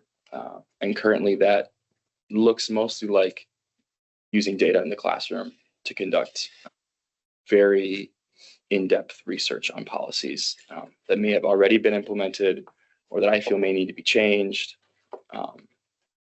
But the change has been significant. And there was a learning curve to begin with. But I think I've done a great job with my professors and my coworkers being able to show me how to use that data and how to analyze it and how to really find what is the right things to look at and the right places to look for that. Has been a huge help. It has really opened my eyes to what the policy process really should be and how data should be used. Thank you. All right, I have the next two questions. How do you approach analyzing a new policy proposal? So I like to begin by doing background research. I don't think you can fully analyze a piece of legislation until you get a grasp on what came before it. And so, for example, for my a policy area that I'm really interested in is housing policy. And right now I'm looking into upzoning in Chicago, which is essentially changing zoning laws to allow for more dense buildings to be built. Single family housing can get turned into multifamily housing to kind of increase supply and lower cost. But before I could research that policy, I had to understand, well, what is the history of the zoning in Chicago? What kind of implications has that had so far? And I learned about the deep segregation, how deeply that was entwined in many zoning policies and redlining, and how zoning was used to continue segregation in cities, and how you see most development done in poor Black and brown neighborhoods than in the more affluent white neighborhoods. There's more single family housing than there is in those neighborhoods. And so that allowed me to really see, okay, these policies have had this negative effect on these communities, and it's systemic. And we can see how those policies have implemented or have enacted the racial inequities of today in those cities. And then I was able to see how other cities, the next step is to see how other places have changed that. What kind of policies have they implemented? So Houston has done away with all zoning laws. Minneapolis has gotten rid of all single family housing zoned areas. And so to kind of look into those areas and then see, okay, those are their policies. And then what's the data say about how that's impacted it? Now, a lot of upzoning policy is new, and so there's not a lot of long-term data. But I've been able to use metrics from the Census Bureau, from private organizations, there's quite a few scholarly articles about it in the urban planning policy realm to see, okay, what kind of impact has this actually had? Is it working? Are people in support of it? Because you'll find in a lot of areas, these more affluent areas where this upzoning policy would go into effect, they're fighting it because they're worried about congestion. They're worried about how their neighborhoods will change. They're worried about parking, how their businesses are going to be impacted.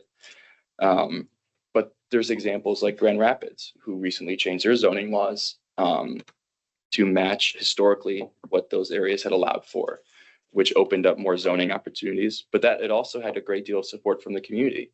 And so once I've combined that all together, it tells a story of what needs to happen, what might be best for this area. In this case, if I was looking at Chicago, what would be best for the north side of Chicago that would allow for these inequities to change while still ensuring that the communities that live there feel supported and heard. And then I would use that data and those policies to draft a recommendation that I would then propose to the body that I was proposing it to. Thank you. Next question. What do you think are key skills needed for a successful policy analyst? Well, I think that the ability to look at a policy through as much as an apolitical lens as you can is very important. Now, it's going to be very hard because policy is people and people have a bias to them. But I think it's possible for someone to try and push it away as much as they can and look at the data and say, okay, this policy, I'm going to go back to housing because that's where I like to focus my attention. This policy is going to allow for more equitable housing solutions and more cost affordable housing solutions for this area. Now, is it also going to have negative impacts maybe? Yeah, and I have to share that both sides of that policy because that's my job as an analyst, is to be as impartial and give the full picture of what this policy could do for an area. So I think that is of the utmost importance to be able to give an unbiased, as much as an unbiased analysis as you can to the body that you are reporting to. And then I think, the knowledge of the data and the issues is also important, and the ability to gain that knowledge if it's not there. If in this role I was given a policy that I wasn't too strong on, I feel that I would have the ability to research that policy, the background, the fundamentals, and get a grasp on what it is the policy would do, and then look at how the policy would impact the Lansing and the community around it. So I think those are two very big ones. And then of course there's the fundamentals of policy analysis, data analysis, constituent relations, policy feasibility. I think those are all important things to have a great deal of base knowledge on in order to do the job. Next, I've got a question. Tell us about the audiences receiving your reports in your current or previous employment and in reporting to boards and or city councils. There are currently 8 members on this city council you would report to. So in the past, a lot of my reports have gone to, in my previous employment, have gone to other policy professionals, whether it be clients or a representative or a lobbyist, people who have knowledge of these issues in the policy process. And I think that is, in this role, something that's going to help guide me to act effectively the city council, an effective analysis of a policy. But in my role as a student, I have tailored my reports to many different audiences. I've tailored them to policy academics, which you'll see in a writing sample I brought today. But I've written for constituents who might be concerned about these policies, to kind of give them a more plain view of what the policy would do in standard language, and using data that is going to impact them, rather than looking at, for that, maybe census data is not important, but we took a poll of your neighborhood and this many people are using this service that the city provides to you. I think that being able to do both is important. Who you're reporting to and who the analysis is for is going to fundamentally change what data you look at and what data you present and how you present it. And I think that I have had effective experience doing that in a wide range of different audiences, using a wide range of different lenses and language and methods. Thank you. Next, I have, how do you ensure your policy recommendations are based on solid evidence? I think that to do that, you have to have a wide range of evidence. You have to look at every angle. You have to use every resource, every database you have to kind of comb through every tool in your toolkit to see, this is what a wide range of experts are saying on this. This policy is going to have this impact, that this policy will do this, will benefit this organization. Now, there's a few that say this, but it's 1 to 100. I have to look at what the majority of experts say. And so being able to determine, looking at a wide range of policy, other analyses or research papers or data sets, say that this will have this impact based on all of this data, is important. And also looking at the biases that may come from the sources of that evidence. Looking at, okay, if this organization in this state, for example, if we look at a Chamber of Commerce, their policy recommendations are going to be based around the people that they represent, the businesses. Now, if we look at the, Illinois Affordable Housing Association, their policies are going to have different goals in mind. Their analyses are going to have a different audience in mind. And their evidence they're going to present is going to have that same bias to it. And so being able to see, Crane's business is going to have a different point of view than a National Geographic would have. They're going to have different policy goals and things that are important to them that I would need to identify that bias before I present it to the council or put it in my report. Thank you. Okay, what methods do you use to predict potential unintended outcomes of a policy?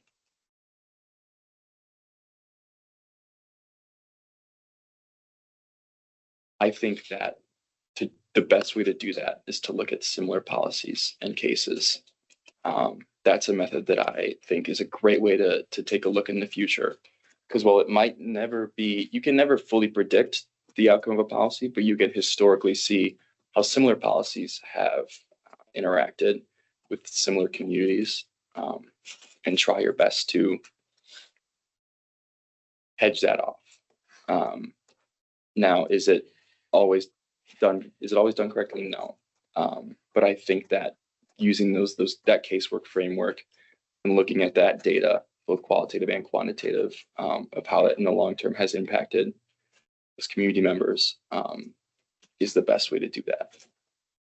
Thank you. This next set of questions is going to shift gears a little bit. Please discuss the approaches you've used to work harmoniously with people at all levels of an organization while also maintaining independence and objectivity. I think the most rewarding work that I've done is as a constituent service representative, or the state representative, because I got to work with not only people in my office, but people in every branch of government that represents the people of Detroit. And they all have different goals. Their bosses all have different goals. They all have different missions. And to be able to get to work with them effectively in communicating, here's what we need. This constituent needs this in as much detail as I can provide. We know that this is where you guys would step in. Are you able to help? And then communicating that back to the constituents really helped me hone my communication skills. And I take that with me in every role I go into. And I think that framework is used in every policy project I work on, from the classroom when I say, okay, here's our goals, right, guys? Here's what we need to do. Here's the data set we need to look at. Here's the grading rubric. Okay, that's what we need to do together, but independently, you need to look at this data set and I will read these cases. And we can come together and see how they collaborate. And I think that being able to work with other people by effectively communicating what your needs, what some might consider over communication at times, if the project isn't going where you need it to go, is the simplest way to effectively work with other people, and to be understanding of what their needs are as well, not just communicating what your needs are, but listening to what their needs are. Communication goes both ways, as simply put and said often. It's the most important part to working with others. Now, what comes with that is your second part of your question, the objectivity of that, because people's biases and needs, they carry that with them. It's part of their life experiences. It's a part of human being. But I think the more people you work with, the more objective you become. The more voices that are in the room lead to a more objective point of view on something, because it's the more people you put in there, the more point of views you have. So what would sound like less objectivity becomes more, because you kind of see it from every lens. And I think that is another important part of getting that objectivity, is inviting as many people as you can to put input in, and then using that input to make your own decisions on an analysis or a report or a project, or really anything where you would collaborate with others. Thank you. All right, I have the next two questions. First one, tell us about a time when you faced challenges in interpersonal communication, conflict, and/or resistance from uncooperative individuals when you were performing auditing and reporting duties, and how you handled that situation. Yeah, so I think during my time at Michigan State, I worked with a wide range of people who want to have a wide range of career goals, and goals for their future. And I think that one of the most important times was in an international development course where I had what was considered, I would consider a great group of people who were very knowledgeable about this policy area. And we had to come up with a proposal for a international aid project to a foreign country. And while I was working with these individuals, we got along very well. And I still connect with these people. They work downtown, and we're still friends. But there were times where we would butt heads on the direction that we wanted this project to take, and this presentation that we had to culminate, the data we wanted to use to come together. And so what we had to do was say, okay, here is how I think this would look if we use this data. Here's what it would frame. Here's what it would highlight. And here's the impact it would have on the people we're presenting to, which were other class members and our professor. And then the other person had to give their point of view. And if there was 2 out of the 3 of us that thought, okay, this person has the better point of view, the tie-breaking vote would go to that person, and you just say, okay, I might be wrong, but this is what the group wants. So I think that was an effective form of communication, because we made one of the most effective projects in the course. The professor said that our presentation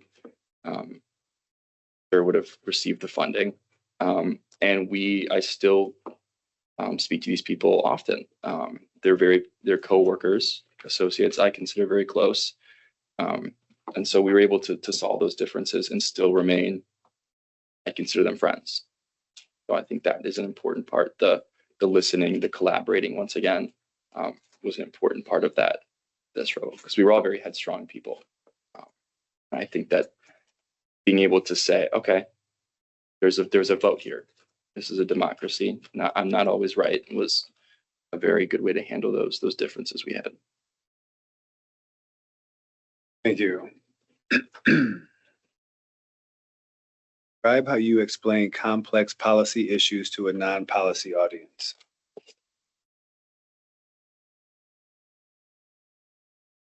So I touched on this a little bit in an earlier question, but I think if I'm going to present a report to a non-policy audience, I have to consider what data I'm going to use and how I'm going to present it. I would not use a graph full of numbers and data points to present to someone on the street about a policy. I would have to use that data, because I think that people like to see data, because it shows that something is working or it's not working. It's a measurable quantitative unit that they can look at and say, that's a pretty high percentage of people are impacted by this, or that's a lot of money spent on this thing that's not working. So I think that is the first step, is considering what you want to use to present your policy stance. And the next thing is the language. There is a lot of people in my cohort and my master's cohort who were not from the United States. And while they were getting started in our first classes we had together, we would talk about a policy, and we would reference other policies and other organizations, and they would know what that was, what that meant. And they need clarification. And it's something that we, as policy, educated policy professionals in the course, take for granted. And so I think checking myself on the use of that lingo and that technical knowledge is another step, because if people don't understand, if you use things that people don't understand, they're going to stop listening. They're going to not want to hear what you have to say, because they're not fully grasping what you're saying to them. And so I think using plain language and clear data are 2 important points. And the final point is to make it personal. As I said before, it's my belief that policy is people. And so show the person that this policy is impacting people and how it's impacting people, and why you're making this decision, because this data shows that it's impacting people this way. And I think, clear and simple words and data can show that almost on its own, but sometimes having that bolded part that they can jump their eyes to and say, oh, okay, I get it now, is the best way to go about doing that. So next I have a question.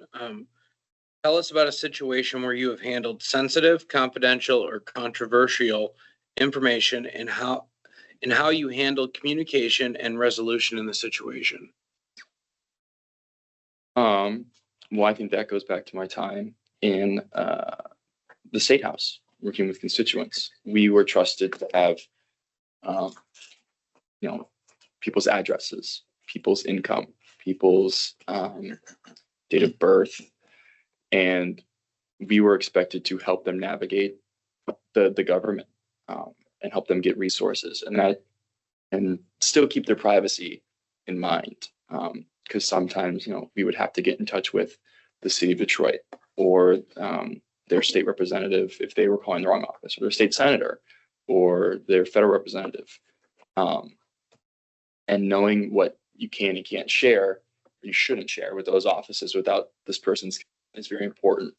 But it also can be very difficult because they're like, oh, what someone may say to you, what is this person's, or how much do they make a year? You say, well, I can't send that to you until you can tell me you can help. And then I have to go ask the constituent once again if it's okay.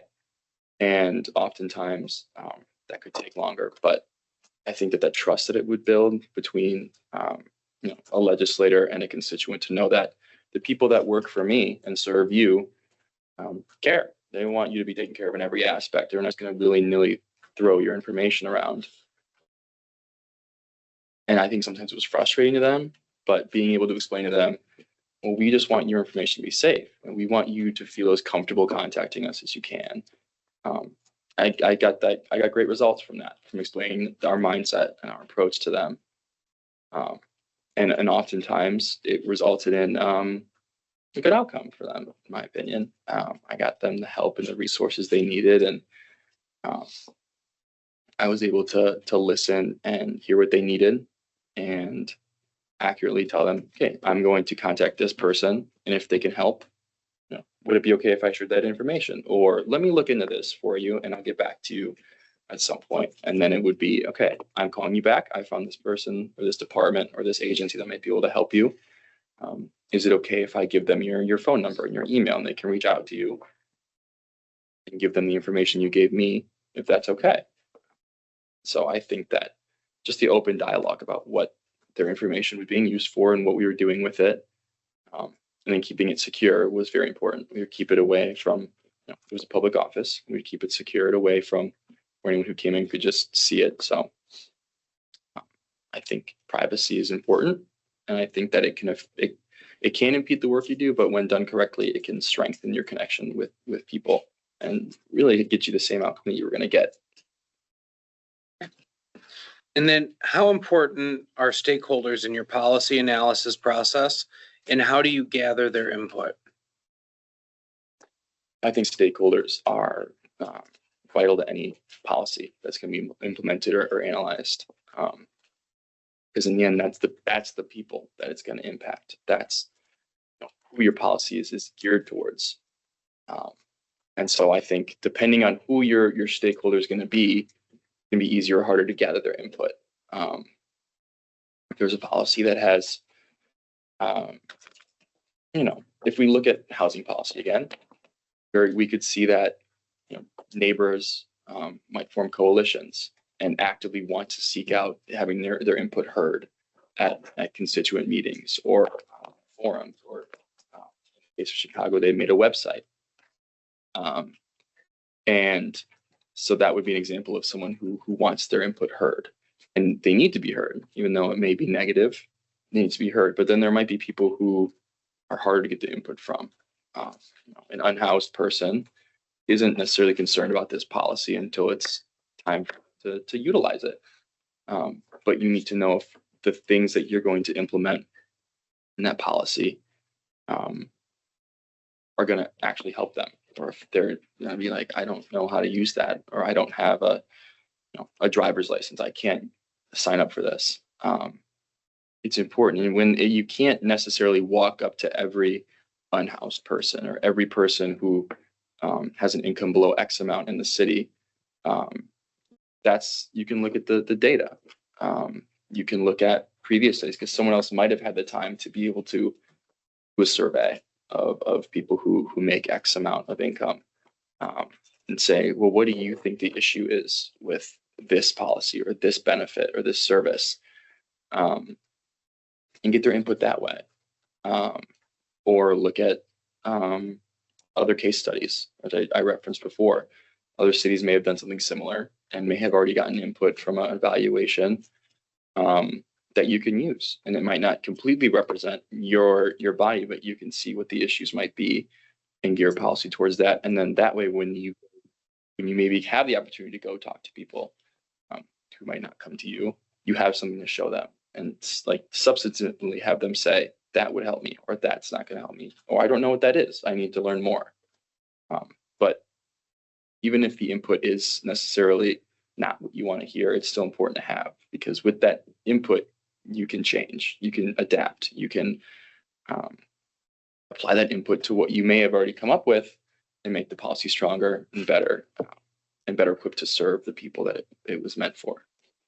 Thank you. Describe how you would advocate for a policy position in a situation where your policy recommendation faced resistance. I think that goes back to having a knowledge of, as a policy analyst, a knowledge of the policy itself from the base up, so that you can effectively know what you're advocating for. If I were to submit a report to the council, I would have the expectation that at least one member might have questions or concerns or not agree with the analysis that I put forward, and I would need to defend it. And I think that doing the research and having the statistics, not memorized, but in front of me, and be able to give out in depth is important. And I think that that is something that I have really been able to practice and perfect at Michigan State. We have a lot of opportunities to present policy analyses or projects or proposals, and then get feedback from our classmates where they ask questions. And it's not necessarily a rigorous grilling, but it's definitely, they ask questions about, well, what were your methods? Where'd you get this source from? Have you considered this side of, who it might impact? And I have to be able to, while I'm doing the analysis, think of these questions ahead of time, objectively, and say, if I was looking at this, that like I didn't write it, well, what qualms would I have with this? And what information might I want to have in case someone asks that question? And then if something comes up where someone says, well, what about this? I'll say, well, that's a very good point. I'll admit that I haven't looked into that, but I'll be happy to. And I'll be happy to let you know what I find and adjust my analysis as such, if it's a framework or a frame of mind that I've missed.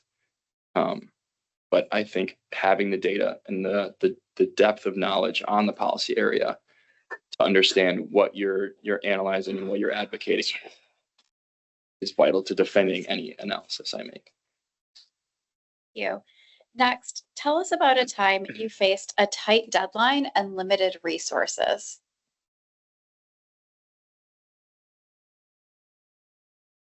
When I think of deadline, I think of university, I think of school.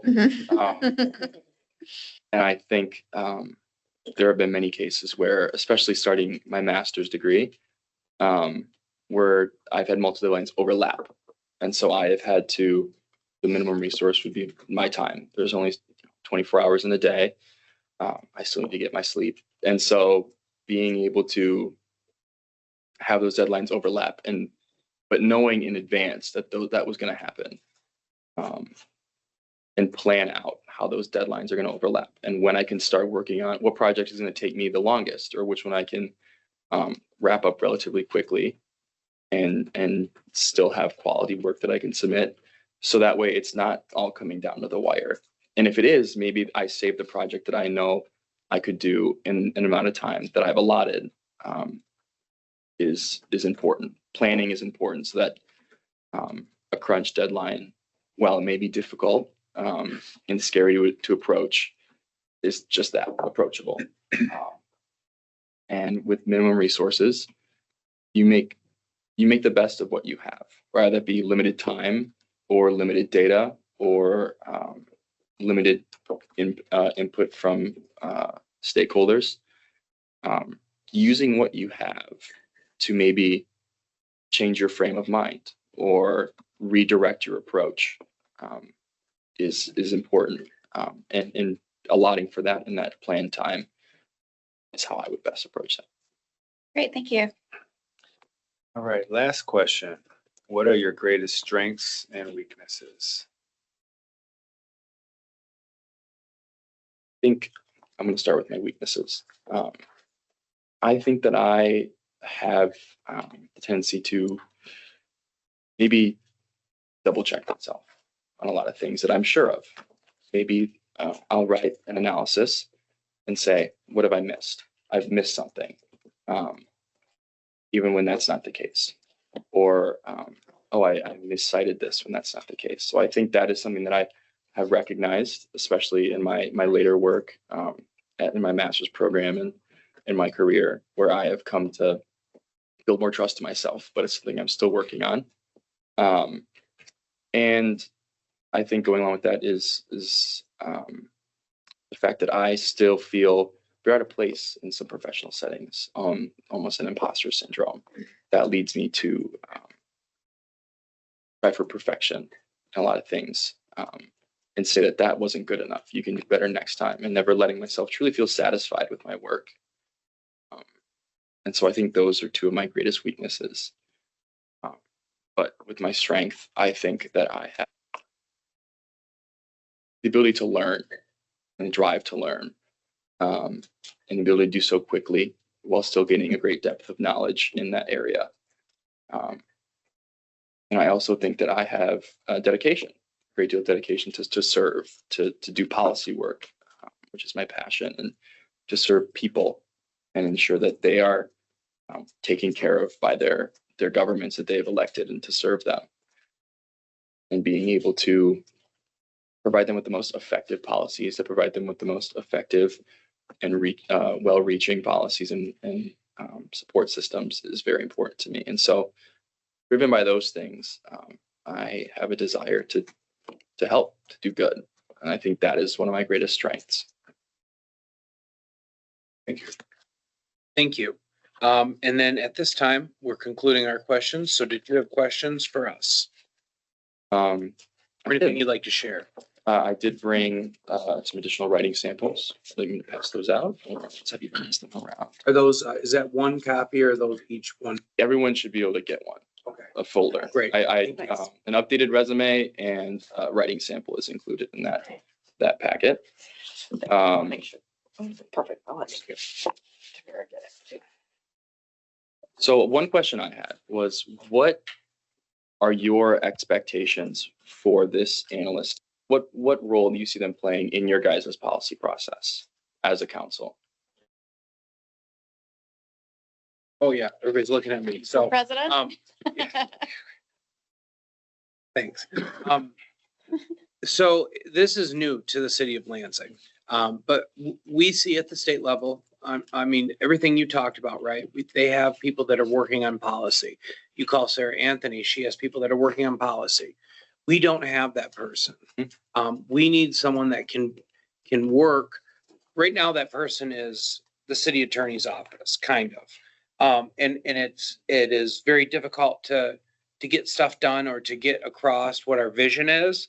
And I think that one of the issues is we don't have someone, this position, I think, would collect that data and kind of put it together and put together this policy that we're looking at. So, OCA really should be in the ball game of, when I say OCA, I mean Office City Attorney, should really be in the ball game of, is this legal or is this not legal? A lot of the work in the ordinances should be written around the research that we've done here on this floor, and worked through and written policy to move forward with.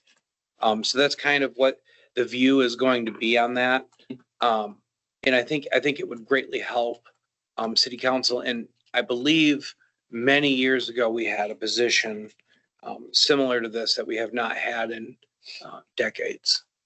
And I think that that is a very good point. A lot of municipalities of the size of Lansing don't have a policy analyst. But I think it is very important with the wide range of stakeholders and types of people that live in Lansing and the proximity to the state capitol. I think that's a very good observation. All those offices, specialists. I've worked with a lot of them. I know many of them. And I've worked with a great group of people who have decades of experience doing that. And you can see how an effective analyst can make a difference. So this position is based around the city council. What are some of the policy goals short term that you guys have in mind right now that the analysts would need to have a decent grasp on jumping in? Well, I think we all have different priorities. They might be the same. That's an interesting question because we do have an election coming up where we will end up with new people on council one way or the other, as some people have chosen to retire. And so the question will be, I think probably a lot of what you talked about, housing. It seems to be housing. I've spent 3 years and I spent a lot of time talking about housing. Housing from this house next door to me is a disaster. What is going on? To I'm a senior citizen in my home and I need help. To we have zoning issues with our zoning, which we actually just changed 5 months ago to make it more inclusive. To looking at more zoning changes or things like that. So that, I mean, we spend a lot of time with housing. I think that's going to be a priority moving forward, what we can do, especially with the city that has majority rentals. Most of it's not most, but it's over half are rentals at this point. I think the other thing is what other council members have as priorities. I mean, one of the priorities that I had come in with 3 years ago was finding a way to clean the city up with trash. And if you follow the news, the rollout failed miserably. And it's because we didn't have someone, and I think that you kind of said this in one of your answers, which is to speak in a way that people understood what we were saying. So that would be, the person, if you were to get that position, that data that were to be collected would have helped in that situation. And I would just offer as well, I think that if you look at some of the obvious trends of this community, that may give you a good idea of what council priorities may be, where they may lie, or what could be coming in the future. And then again, just going to one of the previous questions, you would be reporting to council leadership, but essentially working for 8 separate people who, to President Koss' point, may have their own personal priorities that they're bringing forward based on an experience or a specific constituent interaction or something like that. So it can be a variety, but I would just, suggest maybe to look at some of those universal trends to see, where the community is, what their voice is saying, and then, that what could be down the road as far as a priority for any of us. So would it be, on top of analysis, would it be priority suggesting and policy suggestions that you'd be looking for as well, as your policies or your priorities may evolve? Or would it be waiting for projects to be given and then looking at those priorities? I think that's an interesting question. And I think in the context of you think this policy should happen, I don't know that council, would necessarily want to go down that road because, we would want to have that. But I think what you're getting at is I'm looking at a policies that Councilmember Pelivanoglou had asked for. In looking in this, I also discovered that we might be able to do something else that could complement or improve this thing, or maybe we're missing the picture totally. And I think that that is certainly something that is going to be valuable. I don't think that 8 people have all the answers, certainly, or all the best ideas, even though my nephew thinks I have all the best ideas. I do not. So, I would just add to prioritization of your work, if we were to look at it that way. Again, you would be reporting to council leadership as the manager or supervisor, whatever term you'd like to give that, for your role. And I don't think you'll have any shortage of requests, is my best guess here. So I don't know that you would have a lot of time to offer policies. You may, like in the description that President Cost just offered, but I think that anyone who fills this role will not, be at a shortage of work, or ideas or topics to research. And then based on all of our requests to you, then I think at that point you may work with council leadership to prioritize, what you're working on and when that could happen. I'll add something, even though I won't be there, I'll be the kind that would actually appreciate a good idea, especially if you kind of get to know your council people and like, seems like Councilman Jackson is always talking about something like this. I have this idea about that. And then, I'm always looking for good ideas. Like I said, we don't have the answers. So I don't know how your workload would be, but I'm sure if you had some downtime and an idea, you could shop it around too. But it'll be however it unfolds. Like they said, it's a new position for next year or for later.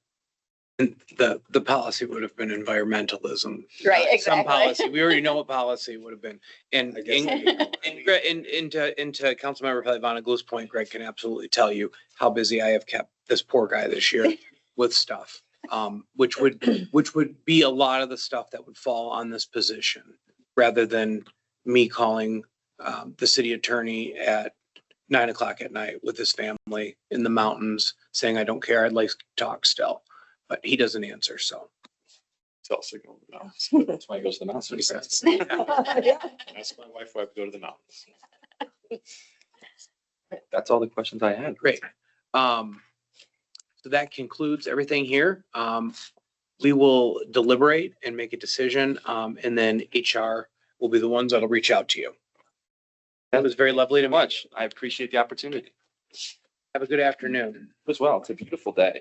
I'll walk you up front and then I'll. Off for a second. Okay. Go green. Boy, except for that hockey game last night, broke my heart. Implants from other places that come here from the state. I don't think I watched. I was 28 seconds to go and we lost the game. Really? Yes. Set it to overtime. Originally home opener. But I'd be. You people? Right. Are there? Where'd you go to undergrad? Home game. I was gonna say, how many games this season? 18 and the tickets are under $300 a piece. Yeah, hockey by far is one of the most affordable State. season to get packaged. Right? I'm from a whole different If they state. don't beat UCLA tomorrow. I grew up in Arizona. I went to school out there. So It's just. yeah, I got no affiliation with nothing. $600 park. I blissfully didn't care Barbecue. Midwest because I was a Pac-10 person. So The idea- Big 12, Big 10, don't care. Now Pac-10 doesn't exist. They're all in the Big 12 or the Big 10. It's like Who is your, Arizona. did you go there? It never makes sense for us. So basketball, no football. Thank you very much. Okay, I think, Games. at the All right. last meeting, HR had you guys go around and state. Our Sure, our thoughts. Yes. And then also, we have locked in the next meeting is next Wednesday at 4:00, where you guys will make your final deliberations because you'll have a full committee. At which point they'll either direct HR to offer the job or reconsider or other interviews or whatever. But anyways, We have thoughts. I have a feeling you have thoughts. I mean, I always have thoughts. One thought is that I feel like based on the candidates, we will be able to find somebody. Yeah. So I Yes. would say that we won't be redirecting an outside or like to get more people. I was impressed by our most recent applicant. He seems like he is, as he says, an educated policy professional, which it seems like all his experience is right in policy and he has that legislative experience as well. So I also looked at his writing sample, which it did seem clear and impressive. His is in the manila folder. Yeah. Looked at that. I was also impressed with the first candidate. The gentleman who referenced his attorney work a lot. The only concern I had was he's done private practice as an attorney since like the early 2000s or the mid 2000s, and not like the same type of work that some of like the policy work and the pointed expertise in education. But at the same time, the first candidate seemed like was still familiar enough with the process, and he worked on some boards. He applied to be a city manager somewhere Mhm. and kind of talked about that, which share some similar qualities from, like supposedly an unattached, unbiased person who's trying to come up with the best ideas. Yeah, so that's my first thoughts.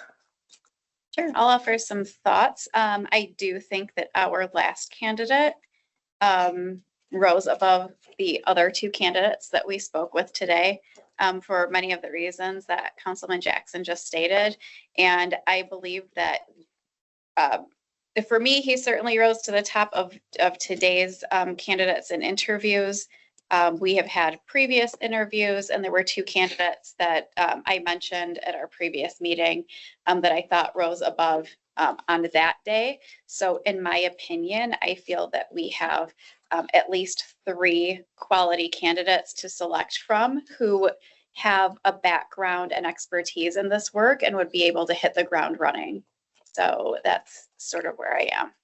And so, what I would say is we listened to everybody, and I felt the first group of people we had, I felt strongly that one of those candidates stood out Wednesday. on Wednesday. Excuse me, everybody's coughing and sneezing. We're all getting sick. I've been doing it for 2 weeks, so. Oops. I'm gonna start wearing a mask. We need to mask up again. I guess. So, I think today, everything that Councilman Jackson just said about, it was the last gentleman, Mhm. Luke, was true. But I not only I think does he have the experience and background in the policy stuff that we're talking about, it's also his interest. He's interested in it. He didn't just jump into that career path, and has kind of led him there on a way. That's what he wanted to do all along. I was also very impressed by this. This is, Mhm. for me, it's important to be organized. I mean, I'm serious, and I'm not saying anybody else was disorganized. I just think this stood out. Like, he was well prepared to have this ready. And this is the kind of thing that we're really going to need if we're talking, writing serious policy and making serious policy. So, for me, I think, and of course, this is 4 members, so we'll decide amongst ourselves at the next meeting. But I think, landed on someone that I think would be the perfect fit for this position. Okay, so the next meeting, you'll make your decision and recommendation. If you want to do second interviews, that's always an option. Or direct HR, how you want to proceed. And then also on that agenda, we're going to have the 2 applicants that we have so far for internal auditor. So keep that in mind. You'll have those in the packet on how you want to proceed and with that position as well. But And that is it. I will make sure that I scan this stuff in and get it to Councilmember Carter along with the second applicant's information. And then Faith will get me the recording so that we can send that to her as well. So everyone will be prepared on Wednesday. And then I'll say one last thing about the last candidate that really stood out because I put it in quotes. Policy is people. I I think wrote that, that as well. I think that's a really important thing to note, especially because this is recorded, to know that was, said. And I think it is an important thing that some people maybe don't grasp. And that's not to reference anybody that was interviewed. I think that's just in general. So, if no further comments, we are adjourned 1:57.